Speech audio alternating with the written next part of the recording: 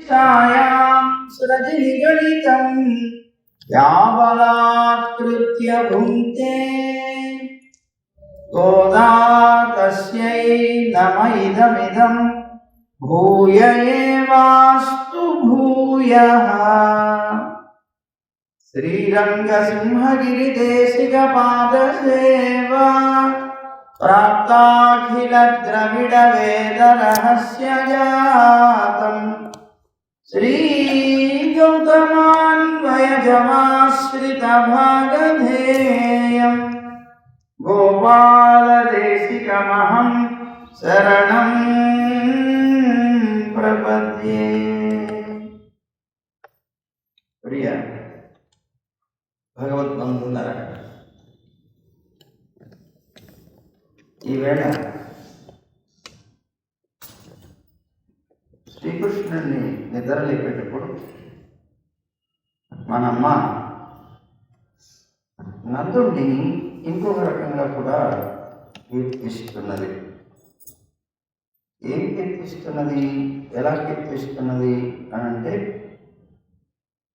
మనం పాసురాన్ని ఒకసారి అనుసంధానం చేసుకొని దాంట్లోకి వెళదాం.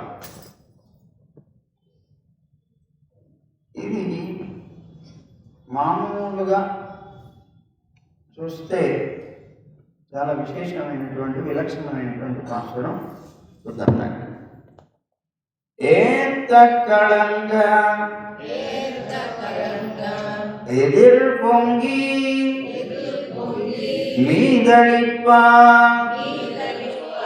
మాతాదే பால் சொரியும் வள்ளல்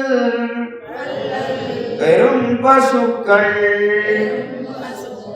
ஆத்த படைத்தான்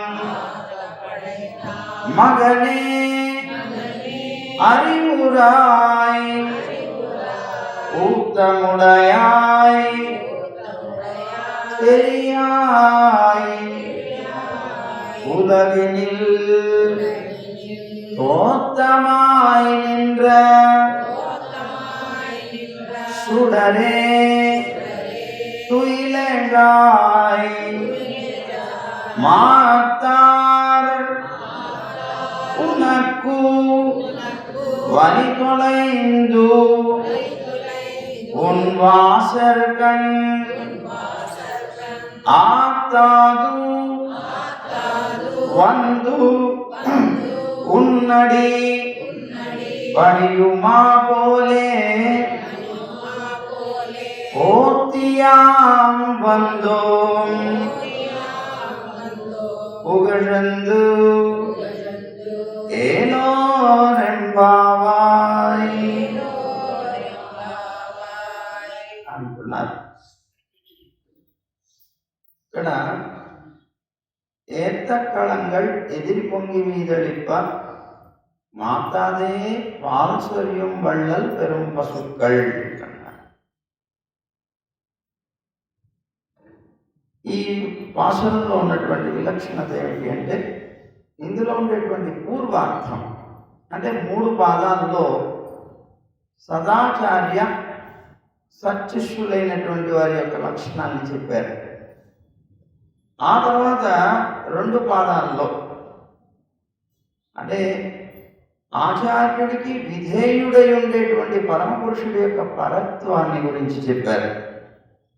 ఆ పైన ఉండేటువంటి 3 పాదాల చేత భగవంతుణ్ణి ఆశ్రయించేటువంటి భక్తులు ఎవరైతే ఉన్నారో ఆ చేతనులైనటువంటి ఆ భక్తుల యొక్క నైత్యానుసంధానాన్ని చెప్పారు అని చెప్పారు.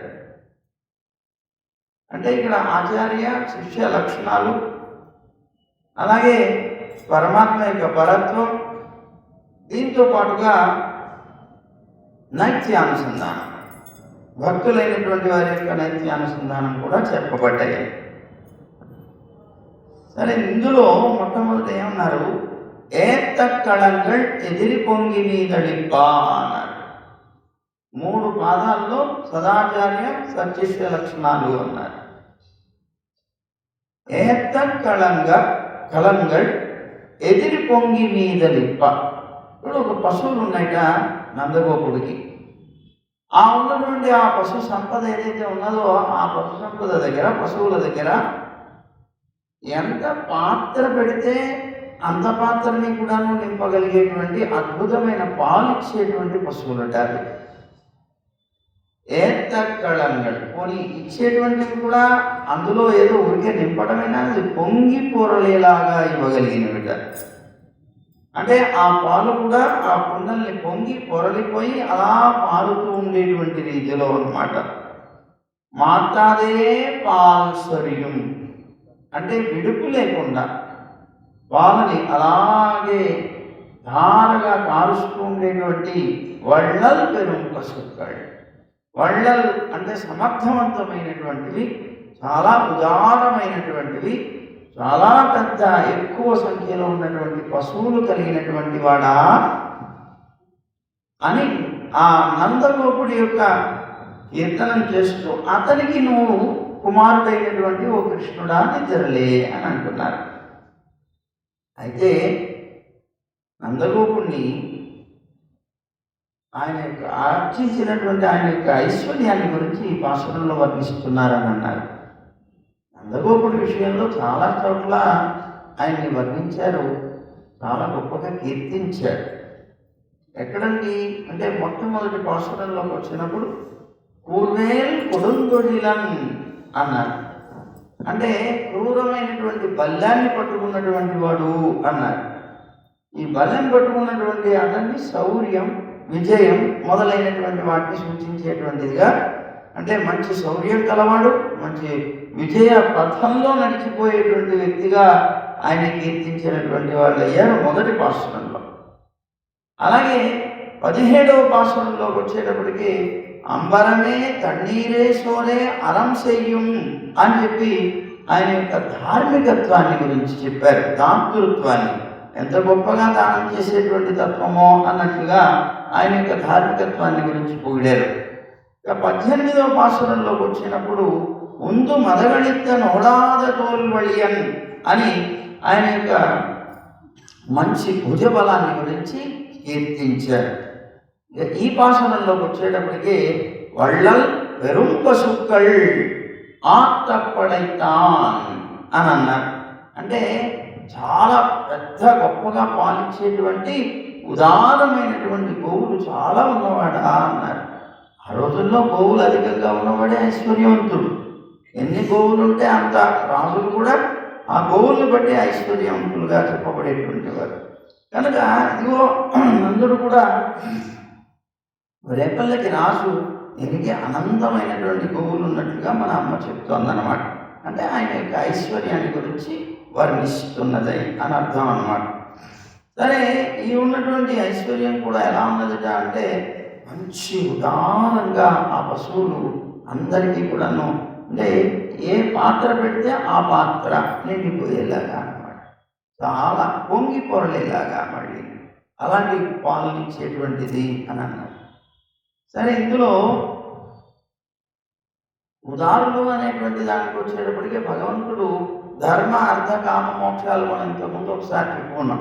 ధర్మ అర్థ కామ మోక్షాలు అనేటువంటి పురుషార్థాన్ని ఆయన ఇస్తారు. ఆయన ఇవ్వడం కోసమే 4 భుజాలు పెట్టుకున్నట్ట, చతుర్భుజుడై ఉన్నట్ట, ఒక్కొక్క దాంట్లో ఒక్కొక్క పురుషార్థాన్ని ఇవ్వడం కోసం అన్నట్లుగా. అలాంటి ఆ పరమాత్మ ఉదారా సర్వ ఏవైతే లోకంలో ఇచ్చేవాడు ఉదారుడు అంటాం మనం, కానీ పరమాత్మ యొక్క సిద్ధాంతం పుచ్చుకునేవాడు ఉదారుడు అంటున్నాడు. ఉదారా సర్వ ఏవైతే జ్ఞానీత్వా ఆత్మైవమే మతం అంటాడు. అంటే ఇప్పుడు దాకా చెప్పుకున్న ఆర్తో జిజ్ఞాసురర్థార్థి జ్ఞాని అని చెప్పబడేటువంటి 4 రకాల వాళ్ళు ఉన్నారు. వాళ్ళందరూ గొప్ప ఉదారులు అన్నారు. ఏమండి, వాళ్ళందరూ పుచ్చుకునేవాళ్ళు కదా, పుచ్చుకునేటువంటి వాళ్ళు ఉదారులు ఎలా అవుతారు? ఇచ్చేవాడు కదా ఉదారుడు అని. అంటే కాదు కాదు, బాగా ఇవ్వగలిగినటువంటి వ్యక్తి పుచ్చుకునేవాడే ఉదారుట.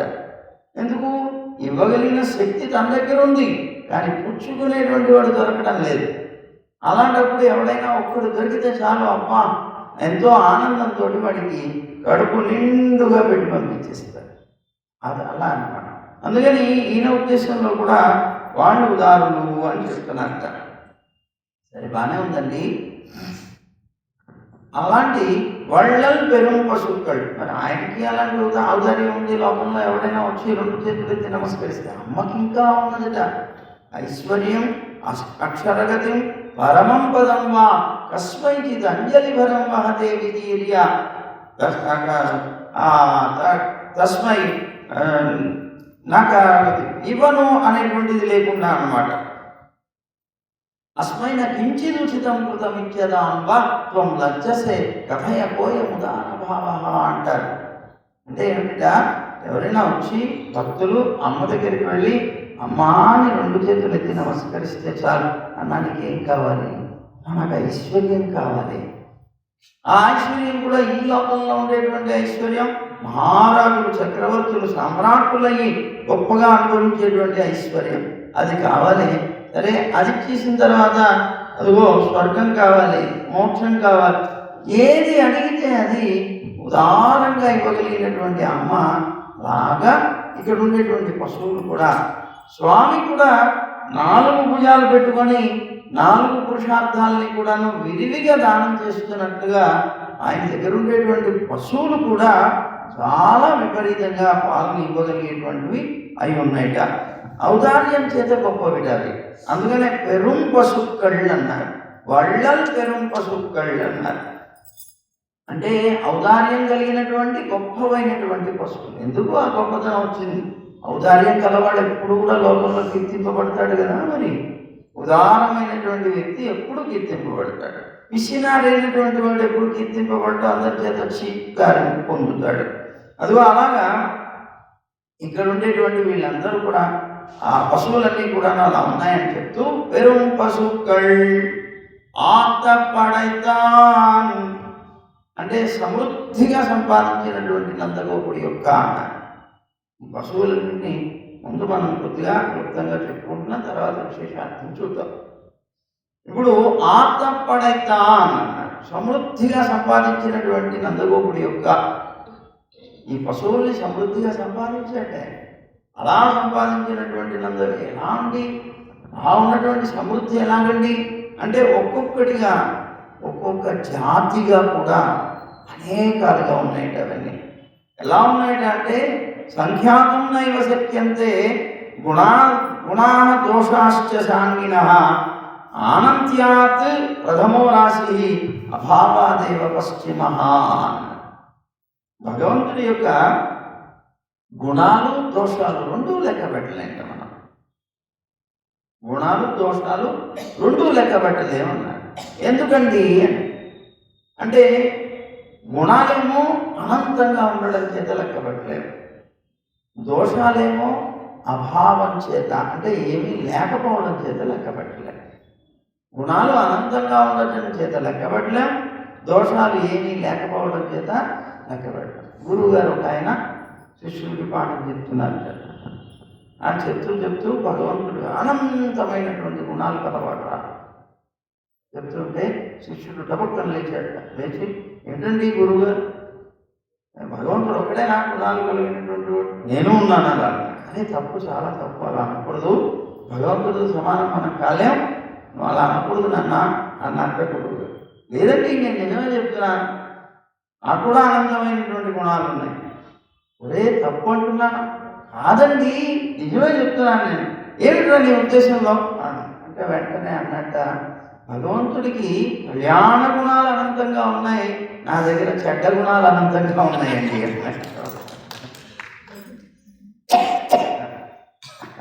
అనంతంగా ఉండడంలో నేను పరమాత్మతో సమానమైంది. అలాగా భగవంతుడి యొక్క గుణాలు దోషాల్లో గుణాలు అధికంగా ఉండటం వల్ల లెక్క పెట్టలేము, దోషాలు అనేటువంటివి ఏమీ లేకపోవడం చేత లెక్క పెట్టలేము అని అన్నారు. అలాంటి ఆత్త పడైత అన్ని ఎలాగైతే పరమాత్మ యొక్క గుణాలు లెక్క పెట్టలేనన్ని ఉన్నాయో అలాగా ఇక్కడ పశువులు ఉన్నాయట నందగోపుడి దగ్గర అని చెప్పడం అన్నమాట. ఉత్తముడయాయ్ పెరియాయ్, అలాంటి నందగోపుడి యొక్క నమ్మిన వారిని కాపాడడంలో మంచి శ్రద్ధ కలిగినటువంటి వాడు ఊత్తముడయాయ్ అన్నారు. అంటే ఊతము కలిగిన వాడు అని కూడా చెప్తారు, ఒకటి అర్థం అన్నమాట. ఆ ఊత్తం అంటే అధ్యవసాయం అనేటువంటి అనేటువంటిది ఒక అర్థం. అలాగే శృతి మీద అధ్యవసాయం అన్నమాట. శృతి అంటే వేదం, ఆ వేదం మీద అధ్యవసాయం కలిగినటువంటి వాడా అని పిలుస్తున్నారు. పెరియాయ్ అన్నారు, చాలా గొప్పవాడా అని పిలిచారు. ఉలగినిల్ తోత్తమాయ్ నింద్ర అన్నారు. ఈ లోకంలో ఆశ్రితులైనటువంటి వారిని రక్షించడం కోసం అవతరించి ఉన్నటువంటి సుడరే అన్నారు. తేజోరూపుడైనటువంటి వాడా, మంచి తేజస్సు కలిగినటువంటి ఓ పరమాత్మ, మాతార్ అంటున్నారు. మాతార్ అంటే ఎవరండి? శత్రువులు అన్నమాట. ఆ మాతార్ అని చెప్పబడేటువంటి శత్రువులు ఎవరైతే ఉన్నారో వాళ్ళందరినీ కూడాను సర్వనాశనం చేయగలిగినటువంటి ఓ పరమాత్మ అని పిలిచారు. పిలిచి అదిగో మేము పోతియామునకు నీకు పోతియాం వందో పొగడిందు అన్నారు. ఎందుకు వచ్చాము? మేము నీ కళ్యాణ గుణాలన్నిటికీ కూడా మంగళాశాసనం చేయడం కోసం వచ్చాము. అనంతమైనటువంటి ఆ కళ్యాణ గుణాలకి మేము మంగళాశాసనం చేస్తున్నాం, మమ్మల్ని అనుగ్రహించవయ్యా అన్నారు. తోత్తమాయ్ కింద సుడరే తుయిలగాయ్ అని పిలిచారు. ఆ ఉలగిని తోత్తమాయ్ అంటే అంటే లోకంలో అవతరించినటువంటి అద్భుతమైనటువంటి ప్రకాశవంతుడమైనటువంటి ఓ పరమాత్మ నిద్రలేవయ్యా, మాతారునకు వలి తొలైందు వాసర్కణ్ అని అంటున్నారట. అంటే ఏంటి? శత్రువులు అనేటువంటి వారిని యొక్క బలాన్ని చూసి తమ బలాన్ని విడిచిపెట్టేసేటువంటి ఆ స్థితిలో ఓడిపోయి నీ యొక్క వాకిట్లో ఉండి తమ యొక్క దైన్యాన్ని చూపిస్తూ ఉండేటువంటి రీతిలో ఉన్నవాడా అని చెప్తూ నీ యొక్క పాదాల విందాల సన్నిధికి మేము ఎందుకు వచ్చాము? నీకు మంగళాశాసనం చేసుకోవడం కోసం వచ్చామయ్యా, నువ్వు నిద్ర లేచి మా కోరికని తీర్చు అని ప్రార్థించారట. సరే, ఇందులో ఉన్నటువంటి ఆచార్య శిష్య లక్షణాలు అనుకున్నాం. ఆచార్య శిష్య లక్షణాలు ఏమిటి అంటే, ముందుగా మనం ఏర్త కళంగల్ ఎదిరి పొంగి మీదడిప్ప అన్న ఆ ఉన్నటువంటి వెరుం పశుక్కళ్ళు అన్నారే గోవులు, ఆ గోవు అనేటువంటిది ఆచార్యుడైతే, దాని కింద పెట్టబడేటువంటి పాత్ర శిష్యుడైతే, ఆ పాత్రలో నింపబడేటువంటి పాలు జ్ఞానధార అన్నారు. అయితే ఆ పాత్ర ఎంత పాత్ర పెడితే అంత పాత్రకి నింపుతాయి. నింపడమే కాదు, పొంగి పొర్లిపోయేలాగా కూడా ఇస్తాయి అని అన్నారు. అంటే పరమాత్మ అంటే ఆచార్యుడిని కనుక మనం ఆశ్రయిస్తే ఆచార్యుడు మనకి ఉపదేశం చేస్తారు జ్ఞానధార. ఆ జ్ఞానధార ఎలా ఉంటుందిట? అది పొంగి పొరలిపోయేలాగా, అంటే సాక్షాత్తు ఆచార్యుడిని కూడా మించిపోయేటువంటి జ్ఞానం కలిగినటువంటి వాడుగా తయారవడం కూడా ఉంటుందిట. ఏమండి? అది ఎవరి దగ్గర ఉందండి అలాగా? అంటే మనకి రామానుజులు, భగవద్ రామానుజుల దగ్గర పూరేశులు అనేటువంటి ఒక మహానుభావులు ఉన్నారు. వారు వెళ్ళారు ఏది మన బ్రహ్మసూత్రాలకి వ్యాఖ్యానం రాయాలి, దానికోసం గ్రంథం కోసం వెళ్ళారు. వారు కాశ్మీరానికి వెళ్ళి అక్కడ సరస్వతి భాండాకారంలో ఉన్నటువంటి ఆ వృత్తి గ్రంథాన్ని తీసుకొని చూశారు. దాంట్లో ఉన్నదంతా కూడా వారు గ్రహించారు. కానీ ఒక పూట చదివితే అయ్యేది కాదు, చాలా పెద్ద గ్రంథం. అందువల్ల అది గ్రంథం మన దగ్గర ఉంటే భాష్యం రాయడానికి చాలా ఉపకరిస్తుంది అనుకుని వారిని అడిగారు. వారు అడిగితే వారు అది ఇవ్వడానికి కుదరదండి, ఉన్నది ఒకటే ఒక ప్రతి, కనుక మీరు ఇక్కడే కూర్చొని చదువుకోండి పర్వాలేదన్నారు. కానీ ఇక్కడ కూర్చుంటే పనులు జరగవు, ఏం చేయాలని ఆలోచిస్తున్నప్పుడు పూరేశులు అన్నాక, మీరు నిన్న ఉదయం అంతా చూశారు కదా, నేను రాత్రి అంతా కూడా చూశానండి, ఆ చూసినటువంటిదంతా కూడాను పుస్తకంలోదంతా నా మస్తకంలో ఉన్నది, పర్వాలేదు మనకి లేకపోయినా పుస్తకం మనం వెళ్ళిపోదామన్నాను. అలాగా శిష్యుడు అక్కడికి వచ్చేసిన తర్వాత ఉదయవర్లు శ్రీభాష్య రచన ప్రారంభించేటప్పుడు కొన్ని గురువు గారికి ఇప్పుడు ఏం చేయాలిగా ఈయన మస్తకంలో ఉన్నామని చెప్పాలి. మరి గురువు గారికి చెప్పడం తప్పు కదా, మరి గురువు గారికి చెప్పడం దోషం, ఏం చేయాలి అప్పుడు? అందుకని గురువుగారు అన్నారు, నాన్న నేను రాస్తాను, నువ్వు చెప్పబోయా, నువ్వేం చదివావు? నేను అలాంటి దోషం చేయనండి, నేను ఎప్పుడు గురువుగారికి నేను ఉపదేశం చేయను, గురువుగారి ద్వారా ఉపదేశం పొందాలి, కానీ గురువుగారు ఉపదేశం చేస్తే మహాపాత్ర అవుతాను నేను చెప్పాలన్నాడు. మరి చెప్పకపోతే ఏమి ప్రయోజనం? నువ్వు అక్కడి నుంచి చూసి వచ్చానన్నావు, మస్తకంలో ఉందన్నావు, అదేమో మరి నువ్వు చెప్పకపోతే ఎట్లా? నేను చెప్పాలంటే చెప్పను. సరే అప్పుడు ఆలోచించి ఉండేవాళ్ళు అన్నారు, సరే పోనీ ఒక పని చెయ్యి, ఏమిటి, నేను రాస్తాను, నేను చెప్తూ ఉంటాను, దీనికి బ్రహ్మసూత్రాలకి భాష్యాన్ని నువ్వు రాయి. ఎక్కడైనా రాసేటప్పుడు ఎక్కడైనా సరే నువ్వు చూసినటువంటి ఆ వృత్తి గ్రంథానికి ఏదైనా కొద్దిగా విరుద్ధంగా అనిపిస్తే వెంటనే నాతో చెప్పు, ఇదిగోండి ఇది ఆ వృత్తి గ్రంథానికి ఇది విరుద్ధంగా ఉంది అని చెప్పు. నేనా అన్నారు. ఏమన్నా మరి గురువు గారిలో తప్పు పట్టమా? చీ నేను ఎప్పుడు అట్లాంటి పని చేయనండి, నేను మాత్రం చేయలేను, నన్ను క్షమించండి అన్నాడు. అయ్యో అదేంటయ్యా, మరి ఎలా తెలుస్తుంది నాకు ఆ వృత్తి గ్రంథంలో ఉన్నటువంటి విషయం ఇది కాదు ఇది అనే విషయం ఎలా తెలుస్తుంది నువ్వు చెప్పకపోతే అన్నాడు. నేను మాత్రం అలాంటి పొరపాటు చేయను, క్షమించండి అని సాష్టాంగ నమస్కారం. చాలా కోపం వచ్చేసింది వెళ్ళే వాళ్ళకి. అరే నీ మస్తకంలో పెట్టుకున్నాను, నువ్వేమో బయట పెట్టుకుంటున్నావు, ఎలా కుదురుతుంది అయ్యా ఇది అని కోపం వచ్చి వెళ్ళిపోయాట. మళ్ళీ అన్నారట, సరే కానీ ఒక పని చెయ్యి, ఏమిటది, నేను చెప్తూ ఉంటాను, ఎక్కడైనా దానికి విరుద్ధంగా ఉన్నప్పుడు మౌనం వహించు అన్నాడు. రాయడం ఆపేసి మౌనం వహించు, దాన్ని బట్టి ఇక్కడ ఏదో దోషం ఉంది, దానికి విరుద్ధంగా ఉంది అని నేను తెలుసుకుంటానులే అన్నాను. అలాగే అప్పుడు అలా చేస్తే అప్పుడు తెలుసుకొని ఆ ఉన్నటువంటి దోషం కూడా మళ్ళీ వారి గురువుల దగ్గరికి వీరిని పంపించి కనుక్కొని దాన్ని సరిచేశారు అని చెప్తారు. అంటే అలాగా ఏర్తక్కలంగా వారి జ్ఞానాన్ని ఉపదేశం చేశారు. ఆ ఉపదేశించినటువంటి ఆ జ్ఞానం పొంగి పొరలిపోయేలాగా ఉపదేశం దగ్గర ఉన్నది అని చెప్పారు.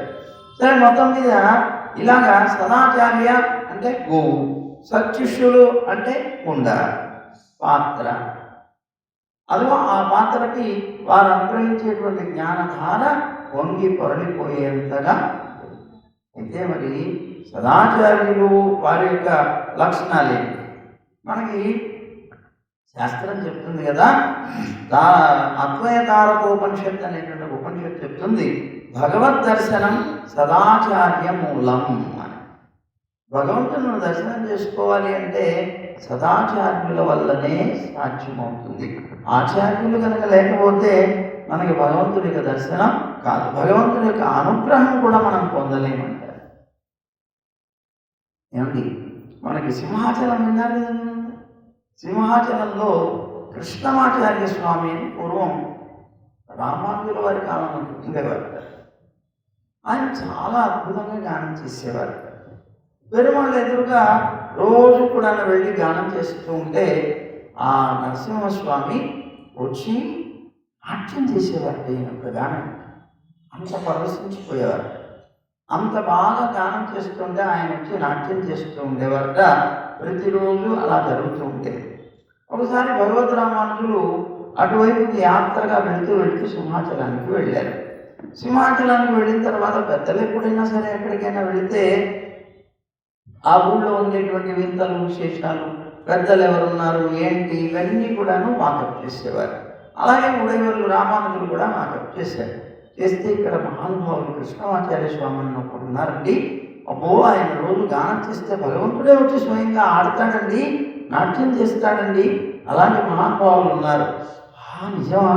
అయితే అలాంటి మహానుభావులు మేము సేవించాలనుకుంటున్నాం, ఒక్కసారి వారి దగ్గరికి వెళ్ళి ప్రార్థిస్తారా అని అడిగారట. చెప్పిన వారు వెళ్ళి ఒకసారి ప్రార్థించండి, భగవద్ రామానుజులు ఏదో మన ఎత్తి వాళ్ళు వచ్చారు, ఇక్కడ ఏదో వారు వ్యక్తులైనటువంటి వారు ప్రార్థిస్తున్నారు, ఒక్కసారి వచ్చి దర్శనం ఇవ్వమని చెప్పండి అని. సరే వారు వెళ్ళి చెప్పారంటే ఇక్కడ ఇతరాజులు వచ్చారు, వారు మిమ్మల్ని చూడాలనుకుంటున్నారండి, మిమ్మల్ని ఒకసారి రమ్మన్నారు. నన్ను చూడడానికి నేను రావడం ఏంటి, వారు రావాలి కానీ నేనెందుకు వస్తాను? అలాగా నేను రాను, నేనే వారిని చూడాలనుకోవట్లేదు, వారు నన్ను చూడాలనుకుంటున్నారు కనుక వారు రావాలి, నేను ఎట్లా వెళ్తాను, నేను రాను అన్నారు. సరే ఆ మాట వచ్చి రామానుజులతో చెప్పారు, స్వామి వారు రానంటున్నారండి, మీరే రమ్మంటున్నారు, మిమ్మల్నే రమ్మంటున్నారు. అప్పుడు వాళ్ళు రామానుజులు అన్నట్ట, సరే నాయన పర్వాలేదు, నేను ఒక చిన్న కాగితం ఇస్తాను, ఆ పత్రం తీసుకెళ్ళి వారికి ఇవ్వు, వారిని నాట్యం చేయడం కోసం పెరుమాళ్ళు వస్తారు కదా, వీరు గానం చేస్తుంటే ఆ సమయంలో ఈ పత్రం వారికి ఇచ్చి కొద్దిగా దాని సమాధానం ఏంటో నాకు చెప్పమని చెప్పు అన్నాడు. సరే, ఏమిటి ఆ పత్రంలో ఏం రాశారు? ఇక్కడికి ఇతరాలు ఒకరు వచ్చారట, వారికి మోక్షం ఎప్పుడు వస్తుంది అని దాంట్లో ఉంది. సరే, ఈ పత్రం తీసుకున్నారు, చదువుకున్నారు కృష్ణమాచార్య స్వామి. మోక్షం ఎప్పుడు వస్తుంది అని, వారికి మోక్షం కావాలనేటువంటి విషయం నన్ను అడగమని చెప్తున్నారు, వారు నన్ను సేవించుకోవడానికి రాలేమంటున్నారు, నేను వెళ్ళాలంటున్నాను. ఇది ఏంటి పద్ధతి? సరే పర్వాలేదు, వారు అడిగమన్నారు కదా, అడుగుతా ఉన్నారు. ఆ పాత్రం తీసుకున్నారు, వెళ్ళారు. కోవిలికి వెళ్ళారు, గానం చేసుకుంటే పెరుమాళ్ళు వచ్చి నాట్యం చేశారట. అద్భుతంగా నాట్యం అంతా అయిపోయిన తర్వాత, స్వామి స్వామి ఏమిటన్నా, ఊళ్ళోకి ఎదురాజులు వచ్చారటండి. ఎదురాజులు వచ్చారా అన్నారట పెరుమాళ్ళు. మీరు అంత ఆశ్చర్యంగా అడుగుతున్నారు, మీకు తెలుసా అన్నారు. అయ్యో, నాకు తెలియకపోవడం ఉంటాయా? ఎదురాజులు వచ్చారు, అబ్బో ఎంతకాలం నుంచో చూడాలనుకుంటున్నాను నేను, మహానుభావులు వచ్చారా అన్నారు. ఏంటి మహానుభావులు అంటారు? ఇంకా భగవంతుడే అందరికీ మహానుభావుడు కదా, ఈయనేమిటి మహానుభావులు అంటారు? ఆశ్చర్యపోయాట. సరే, ఏమిటి ఏమిటి ఏమన్నారన్నారు? లేదండి, ఇదిగో ఈ పత్రం పంపించారు, ఏమిటి చదవండి అన్నారు. చదివారట.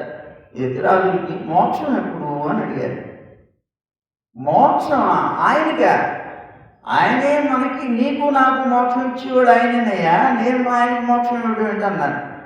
అంటే నేను కంగారు పుట్టిందట. ఇదేమిటి స్వామి, మీకైతే మోక్షం ఇస్తే ఇచ్చాడు కానీ నాకు మాత్రం మీరే ఇవ్వాలి మోక్షం అన్నట్టు ఇది శ్రీకృష్ణమాచార్య స్వామి. లేదు లేదు, నీకైనా నాకైనా ఆయన ఇవ్వాలి మోక్షం అన్నారు. ఆయనలో ఇస్తారండి, ఇంత భయంకరంగా మోసం చేస్తారా మీరు అన్నట్టు పెరుమాళ్ళని కృష్ణమాచార్య. ఏమిటి మోసం చేశాను నేను? ఏమిటి స్వామి, నేను ఇంతకాలం నుంచి మీకోసం గానం చేస్తున్నాను, ఎంత ఆనందంగా గానం చేస్తున్నాను, దీనికి ఫలమే లేదా? దీనికి మోక్షం రాదా? మీరేమిటి మోక్షానికి ఇంకోళ్ళ దగ్గరికి వెళ్ళమంటున్నారు నన్ను? కాదు, మీరే ఇవ్వాలి. ఒరే నాన్న, నువ్వు నీకు మోక్షం ఇవ్వడానికి నీ దగ్గర ఏమున్నదని ఇవ్వాలి నేను? అదేమిటండి, నేను నవరాత్రులు గానం చేశాను కదా. నువ్వు గానం చేసావు, నీ గానానికి సరిపడగా నేను నాట్యం చేశాను, మిగిలిందే ఉందిరా నాయన నీ దగ్గర. నువ్వు గానం చేసావు కాదనట్లేదు, దానికి తగినట్లు నేను నాట్యం చేశాను కదా, నీ గానానికి నా నాట్యానికి సరి, ఇక మిగిలిందేంటి నీ దగ్గర? నీకు మోక్షం కావాలంటే తప్పనిసరిగా వారిని ఆశ్రయించి తీరవలసిందే, దిక్కు లేదన్నారు. అయ్యో బాబోయ్ అనుకొని పొరపాటు అయిపోయింది, ఎంత పొరపాటు చేశాను, వారు రమ్మంటే వెళ్ళకుండా ఇలా చేశానని అప్పుడు పరుగు పెట్టుకుంటూ వెళ్ళారట. వెళ్ళి రామానుజుల యొక్క పాదాల మీద పడి వారికి శిష్యులై వారి అనుగ్రహంతో మోక్షం పొందారు అని చెప్తారు. అట్లా ఆ భగవద్ దర్శనం సదాచార్య మూలం, సదాచార్యులైనటువంటి వారి వల్లనే భగవద్ దర్శనం అనేటువంటిది కలుగుతుంది. ఇక్కడ ఆ పదంలో ఉన్నటువంటి చూడండి, ఆచార్య మూలం అని చెప్పలేదు, సదాచార్య మూలం అని. సదాచార్యులు అంటే ఎవరండి అంటే జ్ఞానము అనుష్ఠానము రెండు కలిగినటువంటి వారు, రెండు ఉండాలి, ఉన్నప్పుడే సదాచార్యులు అవుతారు. అదిగో అలాంటి వాళ్ళ వల్లనే జరుగుతుంది. ఇంతకీ ఆచార్యుల యొక్క లక్షణాలు ఎలా ఉంటాయండి? ఆచార్యుల యొక్క లక్షణాలు చెప్తున్నారు మనకి ఓ శ్లోకంలో. ఆచార్యో వేద సంపన్న విష్ణుభక్తో విమత్సర మంత్రజ్ఞో మంత్రభక్తశ్చ సదా మంత్రార్థ శుచి పరభక్తి సమాయుక్త పురాణజ్ఞో విశేషతః ఏవం లక్షణ సంపన్న గురురిత్యభిధీయతే. గురువు అంటున్నాం, ఆచార్యుడు అంటున్నాం. ఈ పదాలకి అర్థం ఏమిటి అంటే ఇలాంటి లక్షణాలు కలిగినటువంటి వాళ్ళనే ఆచార్యుడు, సదాచార్యుడు, గురువు అని అంటారయ్యా అన్నారు. ఎలాంటివండి అని అంటే ఆచార్యో వేద సంపన్న అన్నాడు. అంటే వేదాన్ని అర్థంతో సహా తెలిసినటువంటి వాడు కావాలి ఆచార్యుడు అని అన్నాడు. అంటే అర్థంతో సహా, ఉట్టి వేదం అనేటువంటిది ఏదో నాకు మొత్తం వల్ల వేసేసాను, ఆ సంహిత భాగం అంతటినీ కూడాను పైనుంచి కింద నుంచి పైదాకా నేను వల్ల వేసేస్తున్నాను, పారాయణ చేసేస్తున్నాను అనుకుంటే సరిపోదు. వేదం శబ్దమాత్రం చేత కాదు, అర్థంతో కూడా తెలియాలి. ఎప్పుడైతే అర్థంతో కూడా తెలిసిందో అప్పుడే సరైనటువంటి వేద పండితుడు అవుతాడు, కనుక ఆచార్యుడు అవుతాడు. అందువల్ల వేద సంపన్నుడు కావాలి అని అన్నారు. అర్థంతో సహా తెలిసినవాడు కావాలి. విష్ణు భక్త అన్నాడు. విష్ణు భక్తుడు అయి ఉండాలి. అందుకనే అతనికి పేరేంటి? విష్ణు భక్తుడికి వైష్ణవుడు అని పేరు. వైష్ణవుడు ఎవరండి అని ఒక ప్రశ్న వచ్చింది. వైష్ణవుడు ఎవరండి అంటే ఓ తోపుండ్రాలు ధరించినటువంటి వాడు అనేనా మీ ఉద్దేశం? అంటే కాదండి. వైష్ణవుడు ఎవరు అంటే లోకంలో ఉండేటువంటి సకల జీవులు వైష్ణవులే. కనిపించని కరోనాతో సహా వైష్ణవులే. ఏంటండి అలా చెప్తున్నా? అందరూ వైష్ణవులు మీరెలా చెప్పగలరండి? అసలు వైష్ణవులు అంటే అర్థం ఏంటి? విష్ణు సంబంధం కలవాడు అని అర్థం. విష్ణు సంబంధం కలవాడు కనుక వైష్ణవుడు. ఏమండి ఇప్పుడు చెప్పండి, విష్ణు సంబంధం లేనివాడు లోకంలో ఎవరైనా ఉన్నారా? అదేమిటండి, ఎందుకు లేరండి? ఉన్నారా? లేరు. ఎందుకు లేరండి అంటే మయాగతమిదం సర్వం జగత్ అవ్యక్తమూర్తినా, లోకంలో కనిపించని రూపంతో నా చేతనే ఈ జగత్తంతా కూడా వ్యాపించబడి ఉన్నది. ఆ పరమాత్మే నారాయణుడే సర్వవ్యాపి. అంతర్బహిష్ట సర్వం వ్యాప్య నారాయణ స్థిత. మనం మంత్రపుష్పం చదువుతుంటాం. లోపల బయట అంతటా కూడా నారాయణుడే వ్యాపించి ఉన్నాడు. సూత్రే మణిగణ ఇవ, ఒక మణులతో చేయబడినటువంటి ఒక మాలలో ఒక సూత్రంలాగా నేనున్నాను. సూత్రం అంటే తాడు అన్నమాట. ఆ తాడు కనిపించదు, కనిపించే పూసలే, కానీ కనిపించినటువంటి ఆ తాడే ఈ పూసలన్నిటికీ ఆధారమై ఉన్నది. ఎలాగైతే తాడు కనిపించకుండా తాడే వీటన్నిటికీ ఆధారం అవుతుందో, నేను కూడా జగత్తంతా కూడా ఒక సూత్రంలాగా వ్యాపించి ఉన్నాను. ఈ జగత్తంతటికి నేనే ఆధారమై ఉన్నాను అని అంటాడు పరమాత్మ. అందువల్ల అంతర్యామి పరమాత్మ. అందువల్ల లోకంలో పరమాత్మ అన్ని జీవుల్లోనూ సూత్రంలాగా అంతర్యామి ఉన్నప్పుడు లోకంలో ఏ జీవికి విష్ణు సంబంధం లేదు చెప్పండి? అప్పుడు లోకంలో ఏ జీవి వైష్ణవం కాదో చెప్పండి? లోకంలో ఉన్న ప్రతి జీవి వైష్ణవుడే. నువ్వు అనుకోవచ్చు నేను కాదు అని. అంటే నీకు ఆ జ్ఞానం లేదు.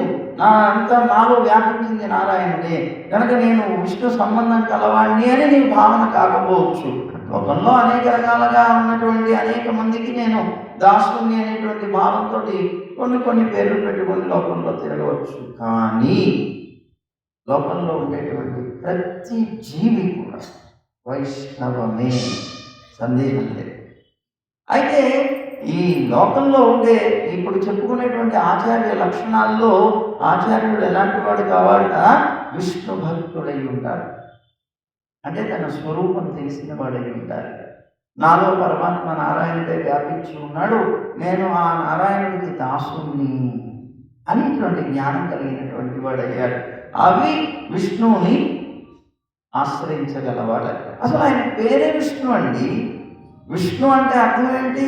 విష్ణు వ్యాప్తవు అని, వ్యాపించువాడు అని అర్థం. విష్ణు అంటే అర్థం ఏంటి? వ్యాపించినవాడు, అంతటా కూడాను వ్యాపించినవాడు అని అర్థం. కనుక అలా వ్యాపించినటువంటి ఆ పరమాత్మ యందు భక్తి కలిగినటువంటి వాడు కావాలి ఆచార్యుడే. విష్ణు భక్త విమత్సర, ఎటువంటి పరిస్థితుల్లోనూ ఇతరుల యొక్క గొప్పతనాన్ని చూసి అసూయపడేవాడు కాకూడదు. ఆచార్య లక్షణాల్లో ఇది చాలా ముఖ్యమైనది.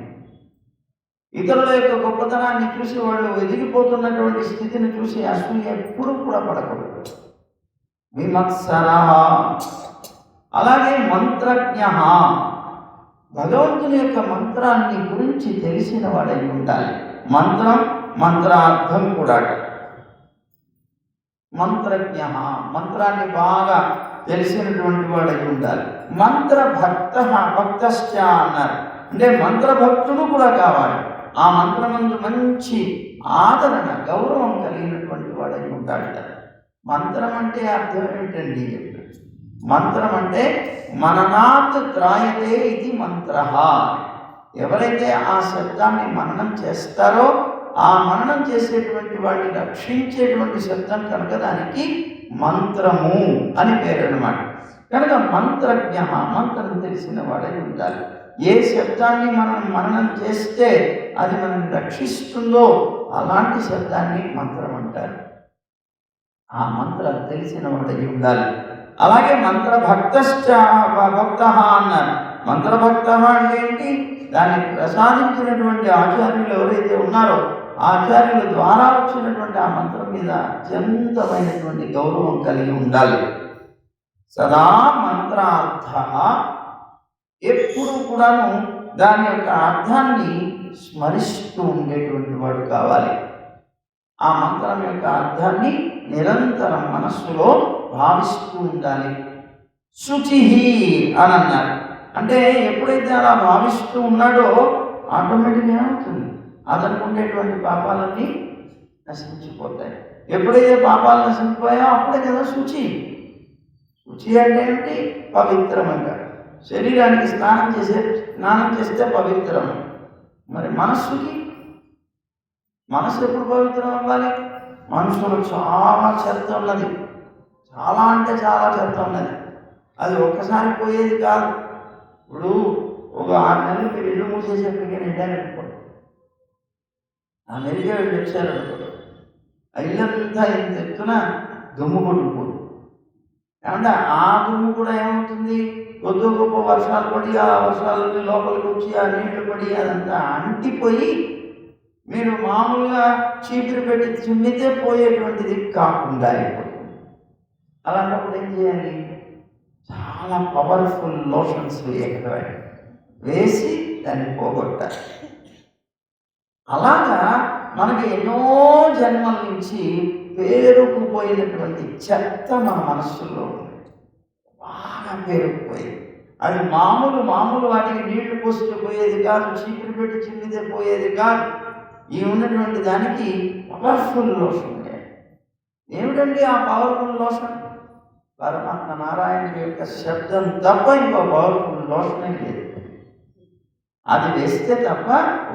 ఎప్పుడైతే నువ్వు మంత్రభక్తుడు అయిపోయి మంత్రార్థాన్ని నిరంతరం కూడా స్మరిస్తూ ఉంటావో అప్పుడు అది స్మరించగా నీలో ఉన్నటువంటి మనస్సులో పేరుకుపోయినటువంటి చెత్తంతా కూడా కరిగిపోతుంది. ఎప్పుడైతే అది కరిగిపోయిందో అప్పుడు స్వచ్ఛంగా తయారవుతుంది మనస్సు. ఇప్పుడు మన మనస్సులన్నీ స్వచ్ఛంగా లేవు, ఉన్నాయా? ఎవరైనా గుండె పెట్టి చేసుకుని చెప్పండి. కుళ్ళు, కుచితం, కపటం, అవసరం అన్నీ ఉన్నాయి. మరి ఇదే చెత్త అంటే ఇది ఎన్ని జన్మల నుంచి అనుసరిస్తుందో తెలుసా? ఈ చెత్త చెప్పలేము. అన్ని జన్మల నుంచి అనుసరిస్తూ వస్తున్నటువంటి ఈ చెత్త ఒకసారి పోతుందా? పోదు. ఇది బాగా బౌన్స్ వేయాలి. అందుకనే చూడండి, ఈవేళ నిన్న భక్తిలోకి వచ్చినటువంటి వ్యక్తి కూర్చొని ధ్యానం చేస్తున్నానండి, నా మనసులో అన్ని విషయాలే వస్తున్నాయండి, కొంపలందుకు పోయినట్టు పరిగెట్టుకుంటూ వస్తాయి అవి, నాకు ఎప్పుడైనా జ్ఞాపకం తెచ్చుకుందాం అనుకుంటే గుర్తురావు అవి, సరిగ్గా ధ్యానంలో జపం చేసుకుంటూ కూర్చున్నప్పుడే పరిగెట్టుకుంటూ వస్తాయండి, ఇవన్నీ ఏంటండి అని అడిగితే, పాపం నువ్వు ఇంతకాలం విషయంలో ఉన్నావు కదా, మరి ఆ విషయాలన్నీ ఒక్కసారి ఎలా పోతాయి? ఆ పట్టినటువంటి చెత్తనంతటిని కూడా పోగొట్టాలి, మురికినంతటిని తొలగించాలి అంటే నువ్వు వేస్తూనే ఉండాలి లోషన్. ఆ పరమాత్మ యొక్క అద్భుతమైనటువంటి మంత్రాన్ని మాటిమాటికి జపిస్తూ ఉంటే ఒక్కొక్క పొర అలా తొలగిపోయి పవిత్రమవుతుంది నీ యొక్క హృదయం. టైం పడుతుంది కదా, మరి మనం సంపాదించుకోవడానికి టైం పట్టిందా లేదా? నువ్వు ఆ మురికిని సంపాదించడానికి ఎంతకాలం పట్టింది? మరి పోవాలి అంటే కొత్త కాలం నాకు పడుతుంది కదా. మరి అర్థందన్నా, అలాంటి నువ్వు మానేయకూడదు. చాలామంది చేసేటువంటి పొరపాటు ఏమిటంటే, నేను జపం చేద్దామని కూర్చుంటున్నానండి, కానీ నా మనసులో అంతా విషయాలే, చీ విషయాలు వస్తున్నాయని మంత్రం జపం మానేశాను, నేను వదిలేశాను, భగవంతుని జపం చేయడమే మానేశాను. వెర్రివాడ నువ్వు మానేయకూడదు. అవన్నీ వస్తున్నాయి కదా, దాన్ని నువ్వు గమనిస్తూ ఉండాలి.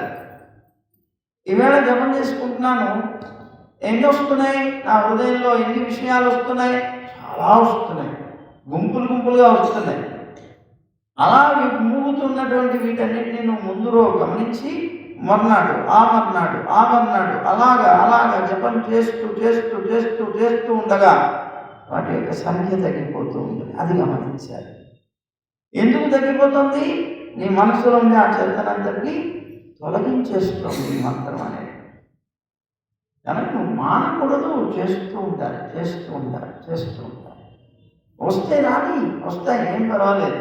విషయాలు రాకపోతే ఇంకేం వస్తాయి? ఇంతకాలం మనసుకి అలవాటు చేసింది నువ్వు, చిన్నప్పుడు పుట్టిన దగ్గర నుంచి నువ్వు అలవాటు చేసింది విషయాలైతే మరి విషయాల జోలికి వెళ్లకుండా మనసు ఎలా ఉంటుంది? ఇప్పుడు చూడండి, చిన్నపిల్లలు ఉన్నారు కదా, వాళ్ళకి సాపాటు పెట్టాలంటే ఫోన్ చూపిస్తున్నారు. ఎవరు అలవాటు చేశారు? అది నువ్వే. వాళ్ళు ఫోన్ ఇవ్వకపోతే సాపాటు చేయడు, మళ్ళీ గొడవ పెట్టేది నువ్వే. అదేంటి? నువ్వు అలవాటు చేసినప్పుడు ఆ అలవాటు వల్ల తప్పనిసరిగా అది వెంబడపడుతూనే ఉంటుంది. అలవాటు చేయడమే తప్పు.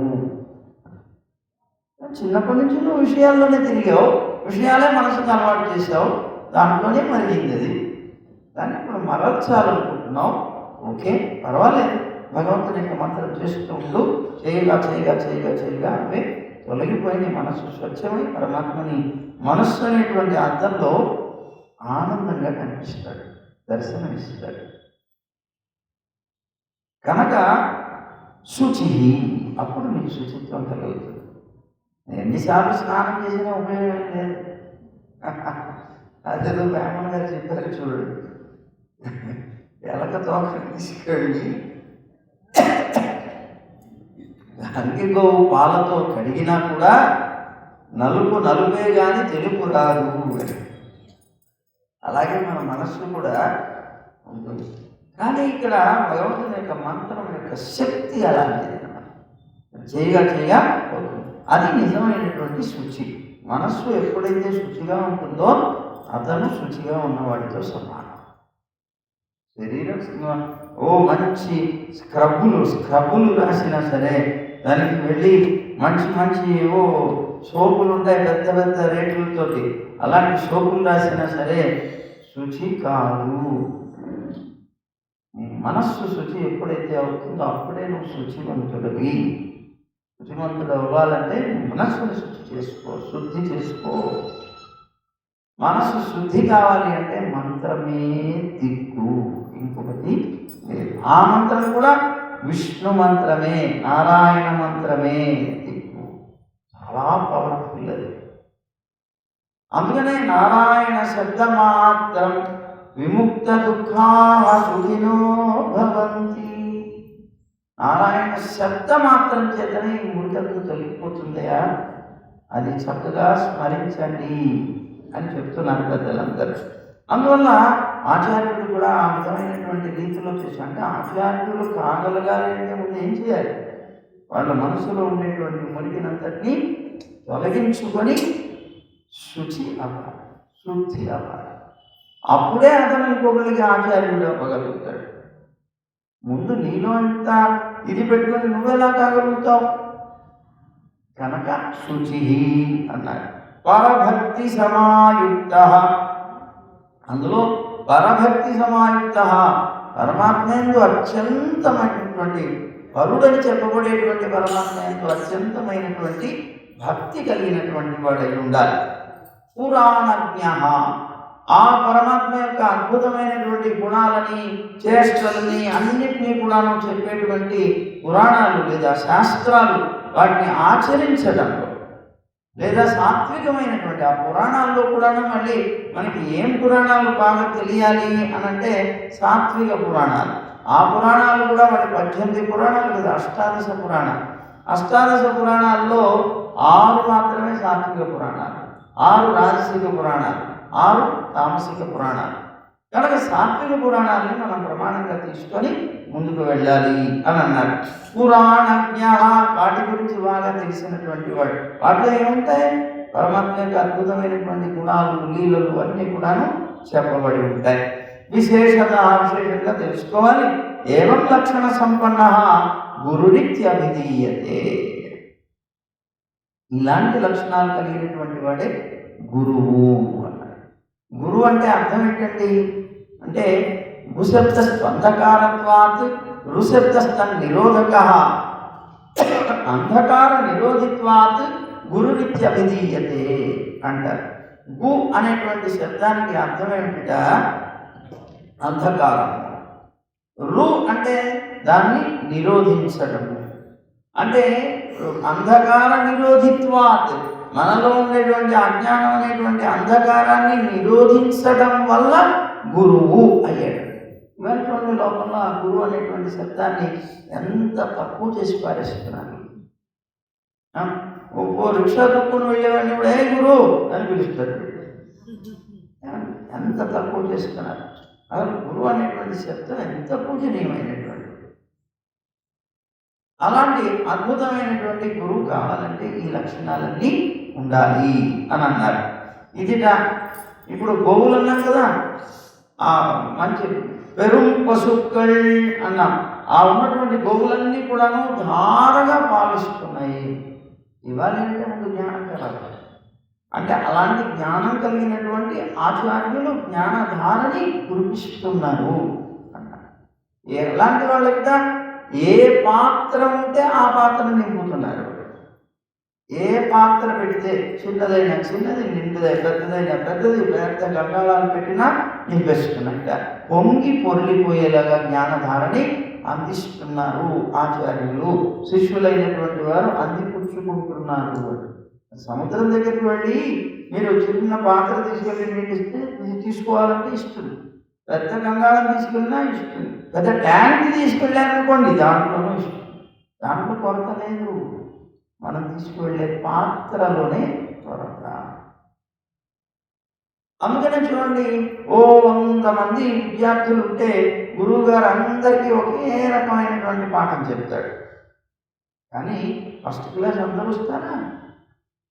అంటే వాళ్ళ యొక్క పాత్రల యొక్క పరిమాణాన్ని బట్టి వాళ్ళ పాత్రలో చిన్న పాత్ర అయితే కొద్దిగానే అందుతుంది, పెద్ద పాత్ర అయితే కొద్దిగా ఇంకా ఎక్కువ అందుతుంది. అలా కానీ ఏ పాత్ర పెట్టినా నింపడం అనేటువంటిది మాత్రం గురువు చేసేటువంటి అద్భుతమైనటువంటి కార్యం అని చెప్పారు. సరే అండి, ఈ పాత్రకు కూడా కొన్ని లక్షణాలు ఉండాలి కదా. ఏమండి, పచ్చి కుండ పెట్టారనుకోండి ఏమవుతుంది? పచ్చి కుండ పాత్ర అయిందనుకోండి ఏమవుతుంది? పాలు ఉంటాయి దాంట్లో. పచ్చి కుండ అయితే ఏమవుతుంది? పగిలిపోతుంది మొత్తం. అలా అయిపోయింది. అంటే పాత్రకు కూడా కొన్ని లక్షణాలు ఉండాలి కదండి. ఏమిటి ఆ పాత్రకు ఉండే లక్షణాలు అంటే శిష్యుడికి ఉండవలసినటువంటి లక్షణాలు ఏమిటి? శిష్యుడికి ఉండేటువంటి లక్షణాల గురించి న్యాసవింశతిని ఒక అద్భుతమైనటువంటి గ్రంథం వేదాంత దేశకుల వారు అనుగ్రహించినటువంటిది. దాంట్లో చెప్తారు, సద్బుద్ధి అన్నారు. సద్బుద్ధి అంటే మంచి బుద్ధి కలిగినటువంటి వాడు కావాలి. అంటే బుద్ధి అంటే ఏమిటండి? బుద్ధి అంటే నిశ్చయాత్మకమైనటువంటి జ్ఞానం కలవాలి. నిశ్చయాత్మకమైనటువంటి జ్ఞానం, ఇది నిశ్చయం, ఇదే నేను చేయాలి అనేటువంటి ఒక దృఢమైనటువంటి జ్ఞానం కలిగి ఉండాలి. అయితే ఇక్కడ సద్బుద్ధి అన్నారు. బుద్ధి అంటే నిశ్చయాత్మకమైనటువంటి జ్ఞానం కదండి. సద్బుద్ధి అంటే ఏమిటి? ఆ నిశ్చయాత్మకమైనటువంటి జ్ఞానం సత్ అని చెప్పబడేటువంటి పరమాత్మ యందు ఉండాలి. ఇతరమైనటువంటి విషయాల్లో ఉండొచ్చు. నేను ఫలానా డిగ్రీయే చేస్తాను, లేదా నేను ఫలానా ఇంత సంఖ్యతో ఉండేటువంటి ధనం వస్తేనే ఉద్యోగం చేస్తాను. నిశ్చయం అన్నమాట. నిశ్చయాత్మకమైనటువంటి జ్ఞానం ప్రతి విషయంలోనే ఉండవచ్చు గాక, కానీ యథార్థంగా నువ్వు శిష్యుడు ఎప్పుడు అవుతావు అంటే సద్బుద్ధి కలిగిన వాడు అయితే. అంటే పరమాత్మ యందు నిశ్చయాత్మకమైనటువంటి జ్ఞానం కలిగిన వాడు అయితేనే సద్బుద్ధివి శిష్యుడివి కాగలుగుతాం, లేకపోతే కాదేమన్నమాట. అంటే సద్బుద్ధివి నువ్వు కావాలి, పరమాత్మ యందు నిశ్చయాత్మకమైన జ్ఞానం కావాలి అంటే ఎట్లా అంటే శాస్త్రంలో చెప్పబడినటువంటి విషయాల యందు నమ్మకం కలిగినటువంటి వాడివి కావాలి. ఎప్పుడైతే నీకు నమ్మకం అనేటువంటిది ఉంటుందో అప్పుడే నీకు నిశ్చయం అనేటువంటిది కలుగుతుంది, లేకపోతే నిశ్చయం కలగదు కదా. కనుక ఆ విధమైనటువంటివి కావాలి. చక్కగా శాస్త్రంలో ఉన్నటువంటి విషయాల యందు విశ్వాసం కలిగి వాటిని సేవించి సత్పురుషుల యందు సత్ అని చెప్పబడేటువంటి పరమాత్మ యందు నిశ్చయమైనటువంటి జ్ఞానం కలిగిన తర్వాత అతను ఎలాంటి వాడు అవుతాడు? సాధు సేవి అన్నాడు. సాధువుల్ని సేవించగలిగిన వాడు అవుతాడు. నీకు ముందు పరమాత్మ యందు శాస్త్రం అందే విశ్వాసం లేనప్పుడు ఇంకా సాధువుల్ని సేవిస్తావు. కనుక ముందు శిష్యుడికి ఆ లక్షణం ఉండాలి, ఆ తర్వాతనే సాధు సేవి కావాలి. అంటే సాధువుల్ని సేవించేటువంటి వాడు కావాలి. సాత్వికమైనటువంటి శ్రీ వైష్ణవులు సాధువులు అన్నమాట. అలాంటి వాళ్ళని సేవించేటువంటి వాళ్ళు కావాలి. ఆ తర్వాత సముచిత చరిత, మంచి శీలం కావాలి. అతని యొక్క నడవడిక అందరికీ ఆదర్శప్రాయం కావాలి. ఎవరైనా ఎవరి గురించైనా చెప్పవలసి వచ్చినప్పుడు అదిగో అతను చూసేవా ఎలా జీవించాడో అలా జీవించాలయా. ఇప్పుడు రాముడి గురించి చెప్తుంటాం మన లోకంలో అందరికీ, రాముడిలాగా ఉండాలి అంటే ఒక ఆదర్శం కావాలి జీవితం ఎప్పుడు కూడా ఇంకొకరికి. అంటే అవుతారండి ఆదర్శం ఎందుకు కాదు? ఒక దొంగకి ఇంకో దొంగ ఆదర్శం అవుతాడు కదా. ఒక తప్పుడు పనులు చేసేవాడు ఇంకో తప్పుడు పనులు చేసేవాడికి ఆదర్శం. ఆ విధమైన ఆదర్శం కాకూడదు నాయన. సద్విషయాల్లో మంచి విషయాల్లో మాత్రం ఆదర్శం కాగలిగినటువంటి సత్శీలం కలిగిన సుశీలుడు అంటారు. అంటే మంచి శీలం కలిగినటువంటి వాడు కావాలి అని అంటున్నారు. సముచిత చరిత తత్వబోధాభిలాషి అన్నారు. అంటే ఏంట